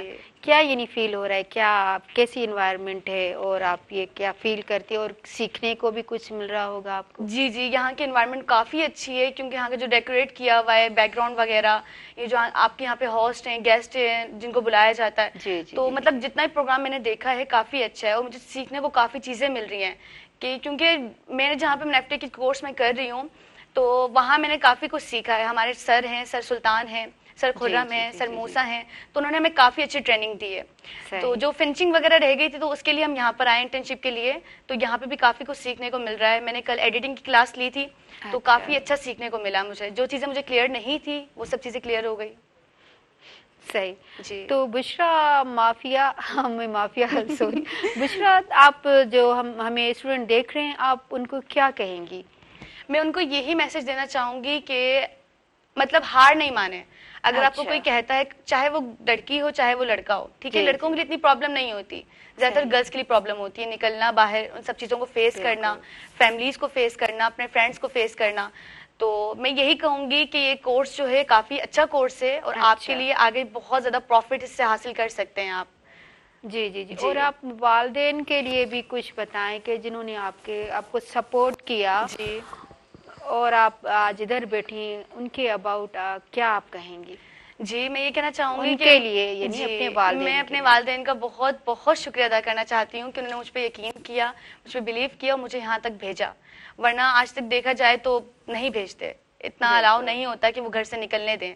जस्ट मतलब लोगों के माइंड में यही थॉट्स होते हैं, फैमिलीज़ के ज़्यादातर, कि गर्ल्स को ज़्यादा नहीं पढ़ाया जाए, उनको सही। एजुकेशन कम दी जाए, मतलब 10 तक पढ़ाया जाए, उनको घर बिठा दिया जाए या कोई और काम दे दिया जाए, कोई हुनर सिखा दिया जाए। लेकिन मैं अपने पेरेंट्स का शुक्रिया अदा करूंगी, अपनी सिस्टर का, अपने पेरेंट्स का, कि उन्होंने मुझे यहाँ तक पहुँचाया और काफ़ी अच्छा फील हो रहा है। सुन रहे होंगे हाँ, मुझे हमारे बहुत खुशी हो रही है। सुबह मेहरान के जी। चैनल के। और आप बताएं, ये आप कॉमर्स में आई तो ये बिजनेस करना क्यों ज़रूरी, पढ़ना समझा और क्यों ज़रूरी है? मैंने अपना लक पहले से सेट किया हुआ था। जब मैं 9th क्लास में थी तो मुझे यही था कि हम सब फ्रेंड्स गैदरिंग में बैठते थे तो सबके अलग अलग थॉट्स थे। किसी ने कहा था कि हम मेडिकल में जाएंगे, किसी ने इंजीनियरिंग में। तो मेरी फैमिलीज में तकरीबन मेरी सिस्टर्स वगैरह हैं तो उन्होंने भी मतलब किसी ने इंजीनियरिंग लिया है, किसी ने मेडिकल लिया है। तो वाहिद मैं ही हूँ अपनी फैमिली में से जिसने कॉमर्स डिपार्टमेंट सेलेक्ट किया, क्योंकि मुझे बिजनेस करने का शौक है। मैं चाहती हूँ मैं अपना बिजनेस करूँ, आउट ऑफ कंट्री जाऊँ, अपने प्रोजेक्ट्स वगैरह लॉन्च करूँ, तो इसलिए मैंने कॉमर्स डिपार्टमेंट सेलेक्ट किया। सही। और शुरू से यही था कि मैं कॉमर्स पढ़ूंगी, क्या बनने का शौक था, मैं क्या बनूंगी, मुझे क्या बिजनेस पढ़ूंगी? वुमेन बनना था। मैंने अपने फ्रेंड से भी ये बात की थी, अपने पेरेंट्स से भी ये बात की थी। कुछ स्टूडेंट्स ऐसे होते हैं जिनका माइंड सेट नहीं होता स्टडी को लेकर, मतलब 9 मैट्रिक में कुछ और, फिर फर्स्ट इंटर में आके कुछ और, फिर जब यूनिवर्सिटी लेवल पे आते हैं तो उनका माइंड सेट बिल्कुल नहीं होता कि उन्होंने किस फील्ड में जाना है, प्रॉब्लम्स क्रिएट होती हैं। बट मैं जब 9 मैट्रिक में थी तब भी मैंने अपनी फील्ड मतलब चॉइस कर ली थी कि मुझे कॉमर्स डिपार्टमेंट में जाना है। तो 9 मैट्रिक में मैंने मतलब इसी से अपना लक आगे रखा हुआ था। जब मैंने फर्स्ट इंटर में आई तब मैंने कॉमर्स की क्लासेस ली, मतलब कॉमर्स डिपार्टमेंट रखा। फिर जब मैं यूनिवर्सिटी में आई तो मैंने टेस्ट वगैरह दिया। इसके लिए मुझे बहुत मुश्किलात पेश आई कि मुझे पता नहीं मिलेगा भी या नहीं मिलेगा। अच्छा। तो मेरा 1 साल ज़िया ना हो जाए, लेकिन नहीं, अल्हम्दुलिल्लाह मैंने अच्छी तैयारी की, प्रिपरेशन की, दिन रात एक किया और अल्हम्दुलिल्लाह जो मुझे चॉइस चाहिए थी कॉमर्स की वो मुझे मिली। सही जी। बुशरा, ये बताएं ये डॉक्यूमेंट्री क्या है? डॉक्यूमेंट्री एक ये मीडिया के थ्रू है, मतलब अच्छा। इसमें मीडिया के बारे में बताया जाता है। इसमें हम शॉर्ट फिल्म्स वगैरह रिकॉर्ड कर सकते हैं, इसमें ड्रामा हो सकता है। मतलब एक मीडिया के पर्सन, जो मीडिया अच्छा। पर्सन होते हैं ना, वो इसमें काम करते हैं। मतलब मीडिया के बारे में उनको मालूमात हो, ठीक है, तो वो किस तरह कर रहे हैं। तो डॉक्यूमेंट्री में यही सब सीखने को मिलता है। हमने कैमरा वर्क सीखा है अपने डिपार्टमेंट में, एडिटिंग सीखी है। तो पहले हमने 6 मंथ का कोर्स था जिसमें से 3 मंथ जो थे वो डॉक्यूमेंट्री के थे और जो 3 मंथ थे वो शॉर्ट फिल्म के थे। तो मेरे 3 मंथ कंप्लीट हो गए थे डॉक्यूमेंट्री के, तो उसमें मैंने बहुत मेहनत की और काफी कुछ सीखने को मुझे मिला। और जो क्लियरिटी रह गई थी वो मैंने इस स्टेज पे आके काफी सीखा है, मेहरान चैनल पे आके सीखा है। और बाकी शॉर्ट फिल्म है उसमें मैं काम कर रही हूँ अपना, तो इंशाल्लाह वो भी अच्छी हो जाएगी। अच्छा, कुछ बताएं जो आप फिल्म या डॉक्यूमेंट्री क्या बना रही हैं आप? उसके लिहाज से टॉपिक बताऊं जिस पे मैं वर्क कर रही हूँ? जी जी बिल्कुल, उसके बारे में भी बताएं और जिस पे आप वर्क कर रही हैं वो जी। भी। तो मेरा जो टॉपिक है वो एक ख्वाजा सरा पे। अच्छा जी, ये ख्वाजा सरा पे मैंने बिल्कुल डिफरेंट लिया है, क्योंकि ना मतलब मेरी शुरू से आदत है कि मैं मुश्किल टॉपिक चूज करती हूँ। सही। मेरी शुरू से आदत है, मतलब मम्मा भी मुझे ये कहती है कि आप ऐसा लो जो आप कर सको। तो जब मैं मम्मा को बताती हूँ ना कि टॉपिक मेरा है, कि मैंने ये लिया है, तो मम्मा देख के हैरान हो जाती है। हाँ, ये तो बिल्कुल बिल्कुल चेंज है, तुम किस तरह करोगी, कर पाओगी या नहीं कर पाओगी। तो मतलब एक माइंड सेट होता है मेरा कि अगर मैंने ये लिया है तो मुझे करना है, लाजमी करना है। सही। तो मैंने ये ख्वाजा सरा का टॉपिक लिया। तो वैसे मेरे टॉपिक्स काफी चेंज हुए, सही, काफी चेंज हुए टॉपिक, जिसमें मैं मतलब एक घर पे भी आ गई। तो मुझे वो सही नहीं लगा, कंफ्यूज थी मैं। तो मुझे अपना पहला टॉपिक याद आया, तो मैंने अपने सर से बात की, सर खुरम से बात की और सर सुल्तान से बात की कि सर आप मुझे थोड़ा सा गाइड करें। तो उन्होंने मुझे काफी अच्छा गाइड किया और अल्हम्दुलिल्लाह मैं फिर से अपने टॉपिक पे वापस आ गई। क्या ख्वाजा सरा पे मैं ये बयान करूंगी कि उनकी लाइफ जो है, उनको लाइफ को डिस्कस करूंगी। सही। मीन्स अगर देखा जाए तो ये उनकी खुद की नहीं है, ये कुदरत की तरफ से होता है कि उनको बनाया गया है ऐसा। तो जो लोग मुआशरे के लोग होते हैं वो मतलब उनको रहने नहीं देते, उनको गलत कमेंट्स यूज करते हैं। मतलब उनकी भी एक सोसाइटी होनी चाहिए, उनको भी हक मिलना चाहिए। एक आम पर्सन को वो हक मिल रहा है तो उनको क्यों नहीं। अगर देखा जाए तो ख्वाजा सरा में भी ऐसे लोग हैं जो पढ़े लिखे हैं, जो अच्छी पोस्ट पर हैं, बट बात वहीं पे वो आ जाती है कि वो ख्वाजा सरा है। तो मेरा नजरिया है कि उनके लिए भी कुछ अवाम जो है वो हक पे उनके बोले, कि उनको भी आगे से आगे जाने का मौका मिले। तो ये मैंने उठाया कि इससे कोई सबक मिले। सही सही। मदद जचाल साहब, तव्हां छा चवंदव इन स्टूडेंट अबाउट जेको इन टॉपिक खयो आहे या हू कोर्स बि करे ही? हाँ जी, ॾाढी सुठी जेका ॻाल्हि आहे अदी जी, त commerce ji field, worry he media ji field, माना हींअर दौर ॾिसो जदीद मीडिया जो आहे, पाण वही ॻाल्हि कयूं पिया त जेको दौर आहे उन सां हलणो। मां हिकिड़ो तव्हांखे नंढिड़ो मिसाल ॾियां, हिकु तारीख़ी मिसाल त मुख़्तसिर ॿुधायां थो। कायदे आज़म मोहम्मद अली जिन्ना जा वालिदैन बिज़नेस कंदा हुया। पोइ कायदे आज़म खे पंहिंजे वाल साहब मोकिलियो ब्रिटिश ईस्ट इंडिया कंपनी बरतानिया, तव्हां वञी बिज़नेस जो इल्मु वठो ताकी मुंहिंजे बिज़नेस में अञा डेवलपमेंट थिए। जीअं कायदे आज़म मोहम्मद अली जिन्ना लंडन विया आहिनि, उते वञी जॉइन कयो अथनि ट्रेनिंग जे दौरान ॾिठो अथनि कारा कोट, इहो माहौल उते जो चेंज उन्हनि ॾिठो, त वाल साहब जे ख़त लिखी थो त अबू मां जेको आहे न सो बिज़नेस जी ट्रेनिंग न कंदुसि, मूंखे वकील थियणो आहे। वाल साहब जे ख़त पहुतो, वाल साहब परेशान थियो त असांजो बिज़नेस जो माना सॼो कमु हलंदड़ वॾो बिज़नेसमैन हुयो क़ाइद आज़म मोहम्मद अली जिन्ना जो वाल। ऐं अचानक जेको आहे सो मुंहुं जी माना डायरेक्शन खां चेंज थी पंहिंजे ख़्यालात ॾे वञे पियो। हिन खे सख़्ती सां लेटर लिखियईं त ईअं न कर पुटु, तोखे जेको आहे न बिज़नेस जी तालीम वठणी आहे, हिते असांखे बिज़नेस करिणो आहे, मूं इन लाइ तव्हांखे मोकिलियो। चयो अबू छा बि थी पए, मूंखे इहो जेको आहे न LLB करणी आहे, मूंखे अॻिते माना इन फील्ड ते, छो त हिते मां माहौल ॾिसां पियो उहे कामयाबु माण्हू आहिनि। पोइ वाल साहब जो चवणु न वरितईं, उन ट्रेनिंग खे बिज़नेस वारी ट्रेनिंग खे लीव करे छॾे वरी LLB करणु शुरू थी वियो ऐं LLB कयईं। ऐं हिन असांजे बर एशिया जो सब कॉन्टिनेंट जो नंढी उमिरि जो सभ खां वॾो वकील थी वियो। अदी जो बि एग्ज़ाम्पल ॾिसो त बिज़नेस जी एजुकेशन वरी जदीद मीडिया खे ॾिसी करे ओॾे लाड़ो, मूंखे उहो ख़्यालु अची वियो क़ाइद आज़म मोहम्मद अली जिन्ना वारो। मूं अव्हां सां पहिरियां बि ॻाल्हि कई त ॿारनि खे पंहिंजे ज़हन मुताबिक़ छॾे ॾियो न। अगरि असां पंहिंजो ओल्ड ज़हन यूज़ कंदासीं त पोइ ॿार कामयाबु न थींदा, डिस्ट्रॉय थी वेंदा। ॿार चवंदा हाणे अबू जो ख़्यालु ॿियो आहे, मुंहिंजो ॿियो आहे, माना ॻाल्हि ठहंदी कोन, न होॾां जो रहंदो ॿार न होॾां जो रहंदो।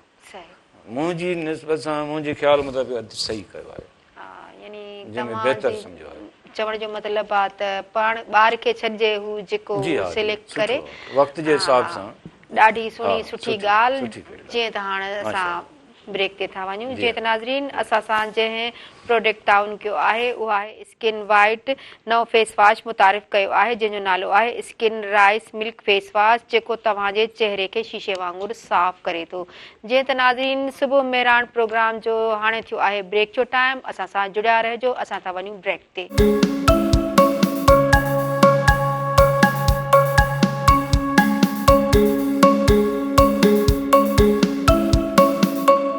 वेलकम बैक नाज़रीन। तव्हांजे पंहिंजे प्रोग्राम सुबुह मेहरान में मां तव्हांजी सदफ शाह। उमेद आहे त जिथे बि हूंदा ख़ुशि हूंदा, आबाद हूंदा ऐं ठीकु हूंदा ऐं तव्हां लाइ मुंहिंजूं नेक तमन्नाऊं आहिनि। जीअं त नाज़रीन हाणे हलूं था असां पंहिंजे मेहमाननि तरफ़। मैं बुशरा आपसे पूछूंगी, ये जो स्किल है और आप कॉमर्स भी कर रही हैं, क्या ये स्किल ज़रूरी है? जी ये मेरे लिए तो काफ़ी ज़रूरी है क्योंकि मैं इस फील्ड में हूँ। क्योंकि ये स्किल जो है वो मेरे लिए आगे से अगर देखा जाए क्योंकि मेरे थॉट्स हैं, एजुकेशन है जी और ये जो स्किल्स हैं ये कितना ज़रूरी है? डॉक्यूमेंट्री की स्किल की बात कर रही हैं आप? हाँ, स्किल जो डॉक्यूमेंट्री आ गई और भी स्किल्स होती हैं जी। आप ये डॉक्यूमेंट्री कर रही हैं और स्टूडेंट कुछ और कर रहे होंगे, तो ये मैं पूछ रही हूँ कि ये कितनी ज़रूरी है? एजुकेशन भी है, स्किल्स भी हैं, ये कितनी ज़रूरी है स्किल? एजुकेशन तो इम्पोर्टेंट है हर पर्सन के लिए अगर देखा जाए। हाँ, क्योंकि एक स्टूडेंट के लिए, एक स्टूडेंट अगर एजुकेशन हासिल कर रहा है, हमें इनसे हुनर की सिक्ख्या भी कह सकते हैं, सीखना। जो हमें सिंधी देख रहे हैं नाजरीन और उर्दू लैंग्वेज कह रहे हैं, हुनर की जो सिक्ख्या होती है, जो सीखना होता है, वो कितना ज़रूरी है और क्यों ज़रूरी है? आप हमारे जो स्टूडेंट देख रहे हैं उनको आप मैसेज देंगे।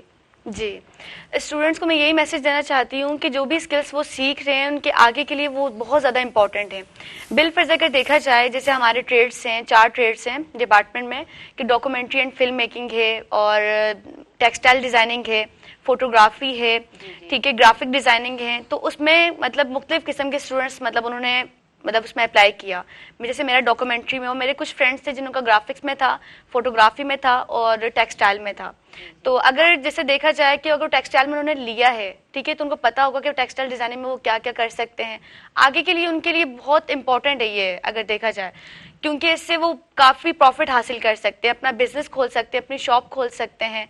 ब्यूटिशियन का कोर्स वगैरह होता है, तो ब्यूटिशियन का ये है कि जो गर्ल्स नहीं जा पाती बाहर या कोई काम नहीं कर पाती, वो घर बैठ के अपना हुनर आजमा के और अर्निंग करना चाहती हैं। तो जैसे अभी देखा जाए सिलाई कढ़ाई हो गई, काफ़ी गर्ल्स ऐसी हैं जो घर पे अपना जो हुनर है वो आजमाती हैं घर पर। जैसे ब्यूटिशियन का है तो वो अपना एक पार्लर खोल लें और वहाँ से उसके पास कस्टमर्स आते हैं, उसे एक बिजनेस चलता जाएगा। गर्ल्स के लिए तो मैं यही कहूँगी कि हुनर उनके लिए लाजमी है अगर देखा जाए। और मैं अगर जो स्किल सीख रही हूँ तो मेरे लिए तो ज़्यादा इंपॉर्टेंट है। और मैं मीडिया की फील्ड में हूँ तो मैं कोशिश करूँगी कि मैं अपना बिजनेस खोलूँ और अपनी एक शॉप खोलूँ जहाँ पे आपकी नज़र में मीडिया क्या है? मीडिया ये है कि फॉर एग्जाम्पल अगर देखा जाए 2024 चल रहा है, तो 2024 के हवाले से मीडिया बहुत आगे, क्योंकि अभी अच्छा। जितनी डिमांड्स है वो मीडिया की है, ठीक है। जो सोशल मीडिया पे लोग काम कर रहे हैं, ठीक है, ऑनलाइन अर्निंग कर रहे हैं, ज्यादातर ऑनलाइन अर्निंग चल रही है। तो जी, ऑनलाइन जी। अर्निंग वो करके मतलब घर पे बैठे होते हैं, ना को इनको बाहर जाना पड़ता है, सुकून से वो घर की भी जिम्मेदारियां देख रहे होते हैं और अपनी ऑनलाइन अर्निंग भी करते हैं। तकरीबन बिल्कुल। कितना, 2 घंटे 3 घंटे या 4 घंटे, इससे ज्यादा नहीं। तो वो ऑनलाइन अर्निंग करते हैं, उनसे उनको प्रॉफिट होता है, वो अपने घर की जरूरियात भी पूरा कर रहे हैं और अपने काम भी साथ साथ निभा रहे हैं। बिल्कुल। और जी। आपकी नज़र में ये शोबिज़ में जो काम करना है, जैसे हम कर रहे हैं और भी लड़कियां लड़के करें, तो आप इसको किस नज़र से देखती हैं? मेरी नज़र में काफ़ी अच्छा है ये, क्योंकि मैं भी इस फील्ड में हूँ और मैं इंटरेस्ट मतलब काफ़ी इंटरेस्ट लेती हूँ इन चीज़ों में। तो मुझे अगर मौका मिला तो मैं ज़रूर इसमें भी ट्राई करूँगी। काफ़ी अच्छा फील होता है इनको देखकर। अच्छा। वो हर किसी पे डिपेंड करता है कि वो किस में इंटरेस्ट रखती हैं। जी, जी। जैसे हमारे सर बता रहे थे मदद अली जतियाल साहब के ना, जिसमें जो गर्ड्स हो वही करना चाहिए, वही आप तालीम किसी को हो या फोर्स नहीं कुछ। कर सकते, आप किसी को ये नहीं कह सकते कि आप ये करो। अगर आप उसे वो कहेंगे ना कि आप वो करो, तो उसका इंटरेस्ट नहीं होगा उसके ऊपर। हाँ, सही। अगर जैसे मेरी फील्ड है कॉमर्स की, अब मैंने शुरू से माइंड सेट किया हुआ था कि मुझे इस फील्ड में जाना है। मेरे सही। पास प्रेशर नहीं था किसी का, ना फैमिली का ना फ्रेंड्स का। तो मतलब मैं इस फील्ड में निकली और अल्हम्दुलिल्लाह मेरा 3रा साल चल रहा है यूनिवर्सिटी में। तो काफी अच्छा मतलब एग्जाम्स भी मैंने दिए हैं और काफी कामयाब भी हुई हूँ मैं। और कुछ अच्छा, पेरेंट्स ऐसे होते हैं जो मतलब दबाव डालते हैं हाँ, कि बिल्कुल। बेटा आप मेडिकल पढ़ना है, अपने अपने डॉक्टर बनना है। आप बच्चे से तो पूछें कि उसकी ख्वाहिश क्या है, उसने क्या करना है, उसने कहाँ सही। जाना है। तो मेरा कहना ये है कि हर स्टूडेंट को उसका हक दिया जाए, जो फील्ड वो चॉइस करता है उसी के लिहाज से उसको उस फील्ड में भेजा जाए। भाई बुशरा माफिया क्या बनेगी? होस्ट बनेगी, प्रोड्यूसर बनेगी, एक्टर बनेगी, क्या बनेगी वो? मुझे होस्टिंग करने का बहुत शौक है। अच्छा। जी हाँ, तो हमारे चैनल वाले और जो हैं वो देख रहे हैं जी। हमारे चैनल के तवस्सुल से। भाई बुशरा होस्ट बनना चाहती है, और क्यों होस्ट बनना चाहती हैं आप? होस्ट बनना इसलिए चाहती हूँ क्योंकि मेरे अंदर कॉन्फिडेंस लेवल काफी अच्छा है, मैं फेस कर हाँ, सकती तो हूँ। उसकी जिम्मेवारियां भी तो है ना। जिम्मेदारियां काफी हैं। हाँ। जब तक इंसान पे जिम्मेदारियां नहीं पड़ेगी तो इंसान हाँ। सीखेगा कैसे। तो मेरी नजर में ये है कि जिम्मेदारियां पड़ेंगी, अच्छी बात है, कुछ सीखने को मिलेगा। सही। जी अच्छा, आप इसीलिए होस्ट बनना चाहती जी। हैं। ज़बरदस्त। मदद अली जतियाल साहब, तव्हां छा चवंदो जेका हीअ असांजी स्टूडेंट बुशरा माफिया ॿुधाए रही आहे त भई हुनर बि ज़रूरी आहे, त तालीम सां गॾु? अदी सही ॻाल्हि करे पई, छो त जॾहिं असां बि यूनिवर्सिटी में पढ़ंदा हुआसीं त असांखे बि प्रोफेसर जेके सीनियर्स हुया उहे चवंदा त स्किल्स बि पाण में जेके आहिनि ज़रूरी अथव, सिर्फ़ु डिग्री ते तव्हां न भाइजो। सही सही। जेको सब्जेक्ट तव्हां पढ़ो था, पर एक्स्ट्रा तव्हां जीअं कंप्यूटर जे दौर कंप्यूटर अचणु खपे तव्हां। जी जी। उन टाइम हुई शॉर्ट हैंड, असां जॾहिं सिखंदा हुआसीं न, ऐं टाइपिंग जो दौर हुयो ऐं शॉर्ट हैंड, पोइ मूं सही। उहो बि कोर्स कयो, शॉर्ट हैंड जो, टाइपिंग जो। जी, उते जी, लोकली जी। शाम जो कराईंदा हुया। सोशल वेलफेयर डिपार्टमेंट हुयो सिंध गवर्नमेंट जो, उन जूं माना खुलियल हुयूं ऑफिसूं, उते मुफ़्त में कोर्स कराईंदा हुआ। अच्छा। 6 महीननि जो कोर्स हूंदो। सही। स्किल्स बि ज़रूरी आहिनि। वरी मूं डिप्लोमा कई मैकेनिकल में as diploma of associate engineer. उन सही। बुनियाद ते उहो स्किल मूंखे कमु आयो, मां रेलवे में सब इंजीनियर थियुसि। सही। उन्हनि जी मूं टेस्ट ॾिनी, इंटरव्यू ॾिनो, क्वालिफाई, माना कमु अची वई न मूंखे। जी जी जी जी। हाँ, तो मां भी इहो ई माना पुछणु मुंहिंजी थी मास्टर त चाहियां, अलॻि हुई, हुनर छो जीअं अदी जी ज़रूरी मास्टर आहे? अलॻि थींदी, हाँ हाँ। पर मुंहिंजा स्किल्स हुया जिन्हनि मूंखे माना मां वापडा में बि रहियो आहियां, माना स्किल्स हुया तॾहिं मूंखे उन्हनि अपॉर्चुनिटी ॾिनी। जी जी जी जी। डिग्रियूं हुयूं, मूं में उहा स्किल्स हुया तॾहिं उन्हनि मूंखे ऑफर ॾिनी। सही। जे न हुजनि हा त मां परेशान हुजां, पहिरियां जॉब न हुया, कमीशन अलाए कॾहिं पास कयां, अलाए छा थिए, भला डी जॉब शुरू। सही। माण्हू शुरूआत त कंदो न किथां न किथां ज़ीरो खां, पोइ स्ट्रगल पियो करे। लाइफ त जेसि ताईं आहे त माण्हू स्ट्रगल करे सघे थो न। हाँ बिल्कुल। किथे को रुकावट त तव्हां आहे छा चवंदो जेके जेके असांजा स्टूडेंट छोकिरा छोकिरियूं ॾिसी रहिया आहिनि त हू हुनर बि हासिल कनि, हू स्किल जेके आहिनि पढ़ाई सां गॾु? अधिक करणु घुरिजे। हाणे अॻे दौर में छा हूंदो हो, हिकिड़ो माण्हू कमाईंदो 10 खाईंदा हुया, हाँ। पोयां औलाद 10 भाती भाइर भेनरूं ऐं खाईंदा। पर हींअर ॾिसो यूरोप दुनिया छो तरक़ी कई आहे, जी जी। हर माण्हू कमाए थो, महिनत थो करे, सही। उहो मेल हुजे फीमेल हुजे, को एब न आहे महिनत में। हाँ बिल्कुल। त उहो दौर न रहियो आहे जो हिकु कमाए 10 खाइनि। हींअर 5 भाती आहिनि, भली फीमेल ई हुजनि 5 भाती, हुननि जो भाउ न हुजे, पर उन्हनि खे कमु करिणो पवंदो सही। अगरि सोसाइटी में रन करिणो आहे, छो त राइट्स त बराबरि आहिनि न। जी जी जी जी। जहिड़ा हथ पेर अखियूं अलाए साईं वुमेन्स खे ॾिनियूं आहिनि, अकुल सोच सम्झ ॾिनी आहे, ओतिरी मेल खे बि ॾिनी आहे, त उन में कोई एब न आहे। यानी तव्हांजो मतिलबु आहे त हुनर बि में ज़रूरी आहे। करणु हुनर बि ज़रूरी आहे ऐं करणु घुरिजे। अच्छा निकिरणु घुरिजे। पंहिंजे पेरेंट्स जे भाण न घुरिजे त हाणे अबू वेठो आहे असां 10 भाती वेही खाऊं, सही पोइ कीअं माना अॻिते माण्हू निकिरंदो, कीअं इहे अॻिते जेके क्राइसिस थियनि था उहे कीअं फेस कंदो माण्हू। हा बिल्कुलु तव्हां सही दौर अहिड़ो आहे, दौर सां हलणो पवंदो। सही माज़ी खे हाणे छॾियो, हाणे नओं किसो आहे, नई दुनिया आहे, उन सां ई गॾु असां हलणो पवंदो। सही ही स्किल्स, ही जेके वुमेन्स जो ॿाहिरि निकिरणु, यूनिवर्सिटियुनि में पोज़ीशनूं वुमेन्स खणनि थियूं, फीमेल खणनि थियूं। जी जी जी स्कूलनि में तव्हां ॾिसंदव तव्हांजी पोज़ीशन तक़रीबन फीमेल जी थियूं। हाणे हाई हिन में हैदराबाद बोर्ड जी जेका पोज़ीशन आहे उहा बि हिकिड़ी छोकिरी खई आहे फर्स्ट पोज़ीशन। सही त वुमेन्स में त अञा घणो टैलेंट आहे, हा इहो त अॻिते फ़ख़्रु अचिणो आहे, पवंदो तव्हां उन्हनि फ़ख़्र जी खे। ॻाल्हि पिया कयो, पर असांजे असांजी ॾिसंदा हिकिड़ी ॿाहिरिनि ॿी खे बि ॻाल्हि, थोरो इनकरेज कयो, हू चवंदा त भई अधी- रुॻो वुमेन जी तारीफ़ पई थिए। न अधी जेका आहे सो अधी जेका ॻाल्हि कई त वुमेन्स खे माना फीमेल खे ॿाहिरि पेरेंट्स नथा कढनि, अच्छा उहा पिया ॻाल्हि कयूं न। जी जी जी जी भला हाणे दुनिया जहान आहे, सॼी दुनिया हले थी पई, ॿाहिरि निकिरंदा सिखंदा पंहिंजी तरक़ी थींदी न। हा बिल्कुलु पोइ हिन में को जेको रुझान आहे थियणु घुरिजे। बाक़ी जेको मेल जो अवां चयो, नौजवाननि जो जेको शागिर्दनि जी अवां ॻाल्हि कई, त अॼु जा जेके शागिर्द आहिनि, मूं तव्हां सां पहिरियां ई कयो त 1-2 बजे ॾींहं जो उथनि था। हा हाणे ॾिसो यूनिवर्सिटी जो ॿारु जवान आहे न, ॿारु जेको यूनिवर्सिटी में पढ़े थो, उहो सॼी राति जागे ऐं सॼो ॾींहुं सुतो पियो हुजे, माना नेचर जे अगेंस्ट आहे, सही माना हू कामयाबु न थींदो, सुवाल ई पैदा न आहे। पखी पखण दुनिया जेको आहे सो जीअं सिज उभरे थो, झर झंग में हलिया था वञनि, बिल्कुलु घुमी फिरी रोज़ी रोटी करे वरी जीअं सिज लहे थो। ख़ुदा नेचर छो ठाही आहे? हा असांजी पंहिंजी नेचर त न आहे ठहियल न, सही असां पाण पिया ठाहियूं, ॾींहं खे राति पिया कयूं, राति खे ॾींहुं कयूं वेठा आहियूं। सही त माना अगेंस्ट पिया वञूं। असांजे नौजवाननि खे घुरिजे त होॾा तवजो ॾियनि, टाइम सां उथनि, टाइम सां जेको आहे सो आराम कनि, टाइम पंहिंजी जेका स्टडी जेको टारगेट आहे न, उन जा मखसूस हिकिड़े ईयर्स आहिनि, 4 साल आहिनि, 5 साल आहिनि। हाणे अधी जी डिग्री BS आहे 4 इयर्स, जी जी हाणे 4 साल लगातार महिनत करे त मां सम्झां थो त कंहिं वॾी मंज़िल ते पहुचे। CSS बि ॾेई सघे थी, PCS बि ॾेई सघे थी, ॿिया कॉम्पिटेटिव एग्ज़ाम ॾेई सघे थी, पंहिंजो जेको प्रॉपर सब्जेक्ट आहे उन में अॻिते वञी सघे थी। माना 4 साल फोकस असांखे रखिणो आहे। सही हिते इहो हलमियो आहे त असां फोकस उन्हनि ते नथा रखूं। ऐं ॿार जी सॉफ्टवेयर इंजीनियरिंग में दाख़िला आहे, फ़र्ज़ु कयो अचे कुझु में न रुॻो डिग्री ऐं रुॻो ज़ोरियूं सप्लियुनि ते पास थिए, उहा डिग्री कहिड़े कम जी?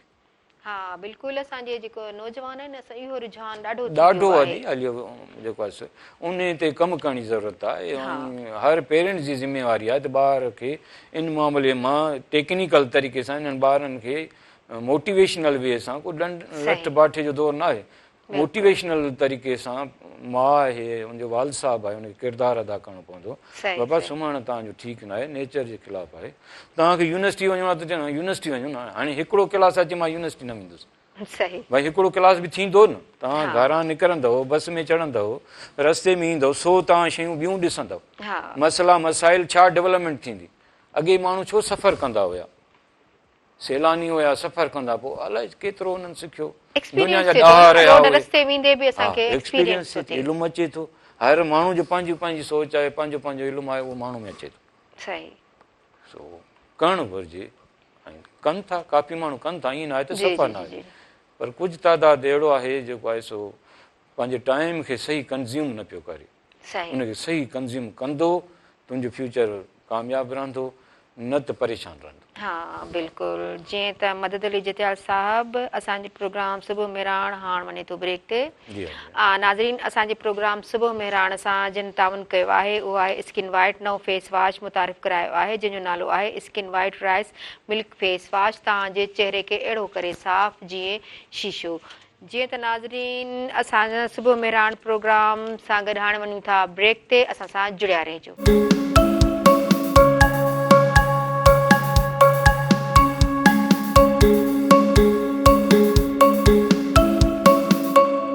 वेलकम बैक नाज़रीन, तव्हांजे पंहिंजे प्रोग्राम सुबुह मेहरान में मां तव्हांजी पंहिंजी सैयद सदब बुखारी। उमेद आहे त तव्हां असां सां जुड़िया रहियल हूंदव ऐं असांखे ॾिसंदा हूंदव, ऐं जिथे बि हूंदो ख़ुशि हूंदो, आबाद हूंदो, जंहिं ॻोठनि में शहरनि में हूंदो, ऐं फॉरेन कंट्री में जेके असांजा भाउ भेण असांखे ॾिसी रहिया आहिनि, मां उन्हनि लाइ दुआगू आहियां ऐं हू बि असां लाइ दुआगू रहनि।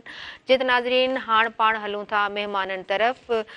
जैसे कि बुशरा, मैं आपसे पूछ रही हूँ, आप अपनी बचपन की कुछ यादें बताएं, जो बातें आपको याद हैं, या कुछ ऐसे तजर्बे या माँ बाप की होती हैं कुछ ऐसी बातें, तो हमारे जो देख रहे हैं नाजरीन उनसे आप शेयर करें, बताएं। जी बिल्कुल, मैं बताना चाहूँगी। बचपन की काफ़ी यादें हैं जो मेरे साथ जुड़ी हुई हैं। मैं आपको स्कूल का बताना चाहूँगी। मतलब स्कूल जाते हुए मैं शुरू में बहुत रोती थी मतलब ज़्यादातर मुझे मम्मा के साथ अटैचमेंट ज़्यादा थी मेरी। सबसे छोटी हूँ तो इसलिए मम्मा से मैं हिलती नहीं थी, सारा दिन मम्मा के साथ चिपके रहना।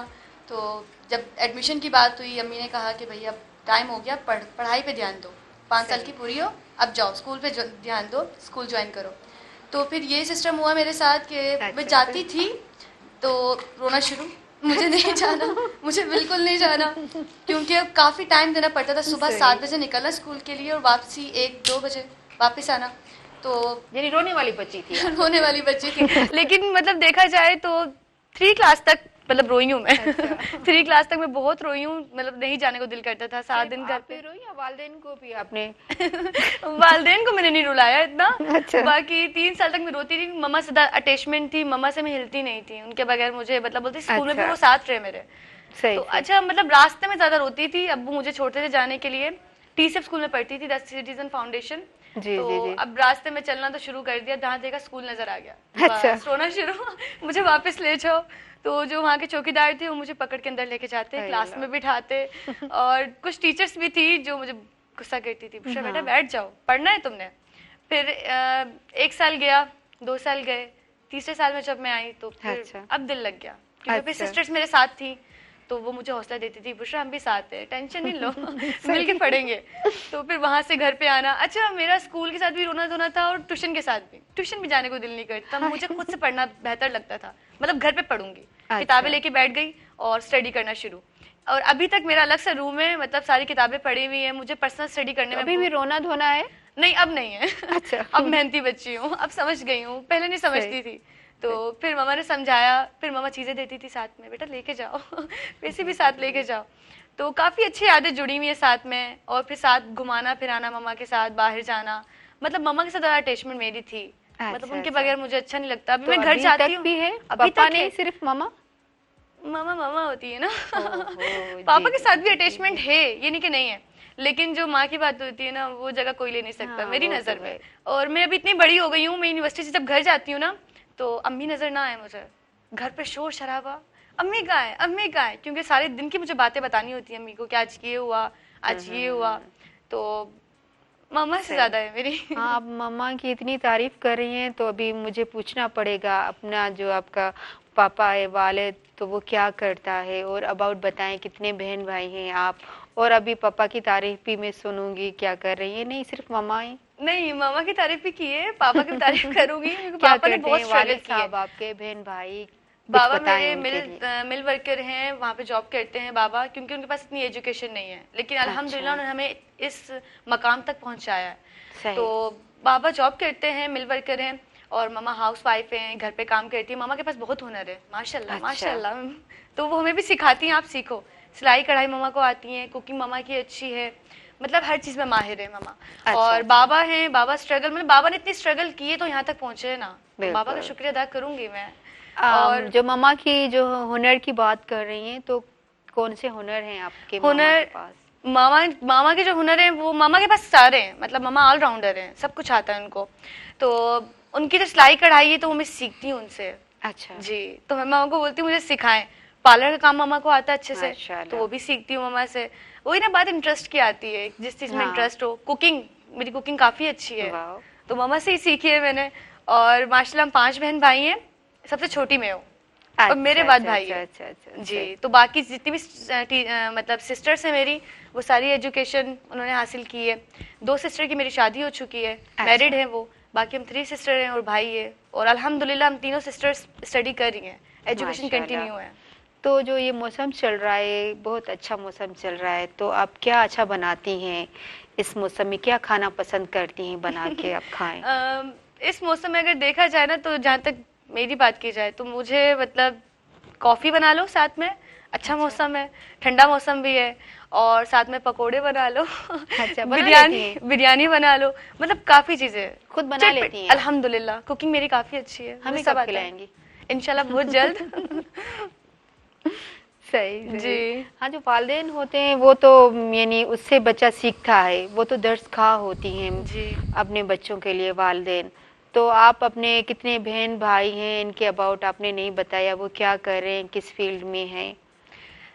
मेरी जो बड़ी सिस्टर हैं और जो छोटी सिस्टर हैं वो मैरिड हैं, उनके बेबीज हैं, वो हाउस वाइफ हैं, मतलब वो घर को देख रही हैं। बाकी हम 3 सिस्टर हैं, जैसे कि मैं कॉमर्स डिपार्टमेंट में यूनिवर्सिटी में पढ़ रही हूँ, एक सिस्टर है उनका बैचलर हो गया है, जो मुझसे बड़ी हैं उनका मास्टर्स कंप्लीट हो गया है, तो एक सिस्टर जो हैं वो टीचिंग मतलब टीचिंग में है, टीचिंग सही। फील्ड में है। जो एक सिस्टर है उन्होंने पुलिस का टेस्ट दिया हुआ है, अब इंशाल्लाह वो पास हो जाए तो फिर उसमें अप्लाई करेंगी। बाकी रही बात मेरी, तो बस 1 साल रह गया, वो कंप्लीट हो जाए तो इंशाल्लाह मैं भी फिर अच्छा जॉब की अच्छा, फील्ड में। माशाल्लाह माशाल्लाह। और आपकी कौन सी प्लेसेस हैं जो घूमने के लिए अच्छी लगे या आपकी ख्वाहिशों में वहाँ घूमने जाऊँ? और हैदराबाद की भी आप बताएं, जो हैदराबाद की भी अच्छी प्लेसेस हैं। जी, हैदराबाद की भी काफ़ी अच्छी प्लेसेस हैं। मुझे ना देखा जाए तो मुझे घूमने फिरने का काफ़ी शौक है। अच्छा। मतलब मैं बोलती हूँ कि मतलब एक एक मेमोरी बननी चाहिए, यादगार मेमोरीज होनी चाहिए आपके पास। सही। तो मेरी हैबिट है, मेरी नेचर भी है कि मैं कहीं भी जाती हूँ, चाहे घूमने फिरने जाऊँ, फ्रेंडशिप गैदरिंग में हूँ, तो मेमोरीज में ज़रूर रिकॉर्ड करती हूँ। और घूमने के लिए ऐसे अगर देखा जाए तो हाँ, places। तो मेरी ख्वाहिश है कि मैं नारायण कागन जाऊँ, मरी जाऊँ, सवात जाऊँ, क्योंकि इस मौसम में वो जगह ज़्यादा बेस्ट हाँ, है घूमने के बिल्कुल। लिहाज से। तो इंशाल्लाह बुशरा, मैं दुआ करती हूँ आप ज़रूर जाएंगे इन जगहों थैंक पे यू घूमने। So much. और हैदराबाद में कौन सी जगह आपने घूमी और कौन सी अच्छी है, वो भी तो बताएं ना हमें। हैदराबाद में भी काफ़ी अच्छी जगह है, हैदराबाद के पार्क काफ़ी अच्छे हैं। अच्छा। हाँ, पार्क के लिहाज से देखा जाए तो पार्क अच्छे हैं यहाँ के, और यहाँ के जो बॉलीवुड मार्ट है और सुपर मार्ट है, तो वहाँ पे भी काफ़ी अच्छी प्लेसेस हैं। वहाँ पे फैमिली आउटिंग भी अगर की जाए, फैमिली के साथ, फ्रेंडशिप के साथ की जाए, फ्रेंड्स गैदरिंग में, तो वो भी अच्छी जगह है। सही सही, जी। बिल्कुल आपने सही बताया और अच्छा भी लगा। हाँ, मां मदद साहब खां पुछंदसि त सर तव्हांजा कहिड़ा माग मकान घुमण लाइ तव्हांखे वणंदा आहिनि या ख्वाहिशूं आहिनि? अॼु सॼी सिंध चवंदा आहिनि हिकिड़ी सूंहुं आहे, सिंध हिकिड़ी वॾी हिस्टोरिकल प्लेस आहे, पूरी सिंध घुमी आहे। मोहन जे दड़े खां वेंदे सखर मासूम शाह जे मनारे खां वेंदे अब्दुल्ला शाह गाज़ी ताईं, त इन सां बि घणो कुझु माण्हू खे सम्झ में अचे थो त छा माज़ी में हुयो हींअर। जीअं मां ॻाल्हि कई हैदराबाद जी, त असां नवां हिते आयासीं त असांखे शौक़ु हुयो त पको किलो ॾिसूं, कचो किलो ॾिसूं, हिस्टोरिकल प्लेसिस हींअर बि आहिनि, पर माज़ी में त हुनजो वॾो उरूज हुयो। हाँ बिल्कुलु। पोइ असां इहे यूनिवर्सिटी दौर जी ॻाल्हि थो कयूं, जॾहिं असां शुरू में आयासीं, सही। पोइ इहे ॾिठासीं, पको किलो बि ॾिठोसीं, कीअं दीवारूं बीठियूं आहिनि, कीअं माण्हुनि महिनत कई आहे, केतिरा सही। साल हिननि खे लॻा हूंदा, माना अजीब पियो लॻे असांखे। वरी जी, जी, कचे जी, किले जी। ते वियासीं, वरी उहो ॾिठोसीं कचो किलो हैदराबाद जो, सही। उहा बि अजीब पई बिल्डिंग लॻे, त कीअं सही। माण्हुनि महिनत कई, कीअं कची मिटी सां हेॾी दीवार खड़ी कई। हाँ इहे माना हिस्टोरिकल जेके बि प्लेसिस आहिनि। वरी राणी बाग जो, सही। वरी राणी बाग ॾिसूं, हैदराबाद जी दिलि आहे, ऐं आहे बि मर्कज़ में हैदराबाद में, हाँ बिल्कुलु। क़दीमी असांजो प्लेस आहे हैदराबाद में। त वरी इहा राणी बाग विज़िट कयोसीं, ज़ू विज़िट कयासीं, जी, जी, वरी जी, पाण जी, बि जी, जी, कयोसीं, जी। दोस्तनि खे, पंहिंजनि अज़ीज़नि रिश्तेदारनि सभिनीनि खे विज़िट ज़ू हैदराबाद जो करायोसीं। उनखां पोइ वरी ख़्यालु थियो त भई अलमंज़र, सही। सिंधु दरिया जो जेको आहे सो, इहा बि हिकिड़ी वॾी प्लेस आहे, हिकिड़ो पिकनिक पॉइंट आहे। सही। ऐं वरी पोइ उते वियासीं, वरी उते ॾिठीसीं वरी मच्छी पलो जेको मशहूरु, हाँ वरी जेको ॿुधूं था न अख़बारनि में मीडिया में, त भई पलो, हाँ पलो। शुरू वारी ॻाल्हि पियो कयूं, हाणे त ॿी ॻाल्हि आहे, हींअर त सभु कुझु ॼाणियूं था। वरी उते अलमंज़र ते रही, वरी उते पलो करायूं। पलो सस्ता हूंदा हुया, जाम मरंदा हुया हुन टाइम, हीअ तक़रीबन 20-25 साल पुराणी ॻाल्हि थो कयां। त सही। पोइ पला खाऊं, वरी बाक़ी हुन में अजीब टेस्ट लॻे।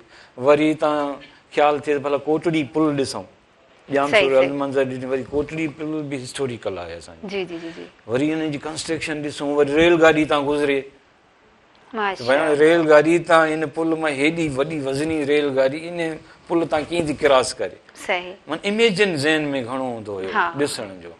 त पूरी हैदराबाद घुमी आहे, पूरी सही। सिंध पाकिस्तान घुमी जतियल आहे। साहब, तव्हां कहिड़ो प्रोग्राम ॾींदो जेके नाज़रीन तव्हांखे ॾिसी रहिया आहिनि असांजे प्रोग्राम सुबुह मेहरान के? हाँ, पैगाम जे पैगाम ॾियूं। हा, त उनखे मैसेज जेके मैसेज, नाज़रीन yes, आहिनि उन्हनि खे हा, कहिड़ो हा जी। मैसेज ॾींदव तव्हां? मैसेज सभ खां पहिरियां इहो आहे त वक़्त जी मुताबिक़ हलो। सही। हर माण्हू खे वक़्त जे तक़ाज़ा सां हलणो पवंदो। उहा सोच कढणी पवंदी त अॻ में त हीअं हुयो, हीअं हुयो, हीअं हुयो, इहे सभु ॻाल्हियूं हाणे ॼण ख़तमु थी चुकियूं आहिनि। सही प्रेज़ेंट खे ॾिसणो आहे ऐं फ्यूचर खे ॾिसणो आहे।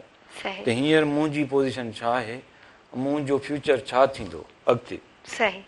प्लान करिणो आहे न। हम्म, नंढो हुजे, वॾो हुजे, मेल हुजे, वुमेन हुजे, उनखे अॻिते जी नज़र करणी आहे जी जी जी ऐं मामलात खे दरगुज़र जी कोशिशि करे। सही हिते मामलात ईअं आहिनि जो नंढियुनि नंढियुनि ॻाल्हियुनि ते माण्हू अटकिया पिया आहिनि। सही सही उन्हनि खे दरगुज़र करिणो पवंदो। सही, अगरि यानी तव्हांजो दरगुज़र मतिलबु कंदो आहे त त पोइ सक्सेसफुल। दरगुज़र ॻाल्हियुनि खे करणु घुरिजे। ऐं असांजे प्रोग्राम सुबुह मेहराण जे तव्हां बारे में छा चवंदो? सुबह मेहरान प्रोग्राम को अॼु जो न आहे, हीउ वॾे अरसे खां हले पियो।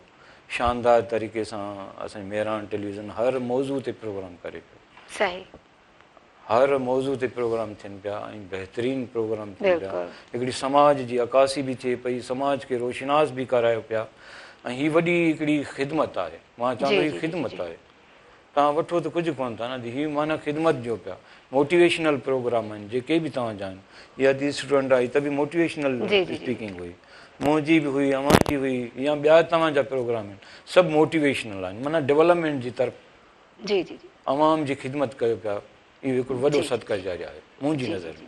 बिल्कुलु उन तव्हां अलाह सही तव्हांखे चयो, उजर बिल्कुलु ॾींदो। सही। टेलीविज़न जे इदारे जे मालिक खे, ही डायरेक्टर्स जेके आहिनि या ही जेको इदारो निज़ाम हले पियो, अल्लाह से उनखे कामयाबु कंदो। अभी बुशरा माफिया, आपको कैसा लगा हमारा प्रोग्राम सुबह मेहरान, और क्या आप मैसेज देंगी और क्या कहेंगे हमारे प्रोग्राम के लिए?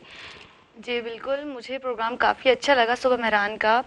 और मैं मैसेज देना यही चाहूँगी हर स्टूडेंट को, क्योंकि मैं खुद एक स्टूडेंट हूँ। मैं यही कहूँगी कि स्ट्रगल करो, स्ट्रगल ज़्यादा ज़रूरी है। अगर स्ट्रगल करोगे तो आपको कुछ सीखने को मिलेगा। क्योंकि कुछ स्टूडेंट्स ऐसे हैं जो मतलब ये चाहते हैं कि सब कुछ उनको बैठे बिठाए मिल जाए, बट स्ट्रगल ज़्यादा इंपॉर्टेंट है हर स्टूडेंट के लिए। स्ट्रगल करेंगे तो आगे जाएंगे, जब स्ट्रगल नहीं होगी तो फिर आप क्या सीखेंगे। कुछ स्टूडेंट्स की, अब मैं यहाँ पे एक बात करना चाहूँगी कि कुछ स्टूडेंट्स ऐसे हैं यूनिवर्सिटी में जो जस्ट डिग्री के पीछे हैं, बट मेरा माइंड ये है कि वो डिग्री को ना देखें। डिग्री मिल जाएगी आपको, बट आपने कितना सीखा। आपने अगर 4 साल दिए हैं वहाँ पे तो कितना सीखा, आपको कितनी नॉलेज आपके पास आई। तो बाकी स्टूडेंट्स का अपने थॉट्स हैं, तो बस मैं यही कहूँगी कि स्ट्रगल करो, मेहनत करो, मेहनत में ही कामयाबी है, तरक्की है। बिल्कुल।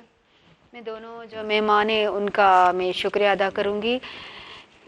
त नाज़रीन, जीअं त तव्हां असांजे महिमाननि जी ॻाल्हि ॿोल ॿुधी ऐं असांजो जेको उस्ताद हो मदद अली झतियाल साहब, उन यानी हिकिड़ी ॻाल्हि ते इलाही मनी फोकस ॻाल्हि ते, त जेके असांजा नौजवान आहिनि उहे राति जो यानी जागनि था ऐं ॾींहं जो सुम्हनि था, हू पंहिंजो यानी टाइम वेस्ट न कनि, छो जो हू जनरेशन आहे असांजी ऐं जनरेशन ई अॻिते खणी हलंदी आहे पंहिंजे क़ौम खे। ऐं वरी असांजी ॿी जेका स्टूडेंट्स असांजे प्रोग्राम में गॾु हुई उहा ही बुशरा माफिया। उन चयो त भई तव्हांखे हुनर सिखणु घुरिजनि, इन करे जो पढ़ाई सां गॾोगॾु हुनर बि ज़रूरी आहे। त नाज़रीन, जे त असांजे प्रोग्राम सुबुह मेहरान जो हाणे वक़्तु थिए थो ख़तमु ऐं सुभाणे वरी हूंदासीं गॾु।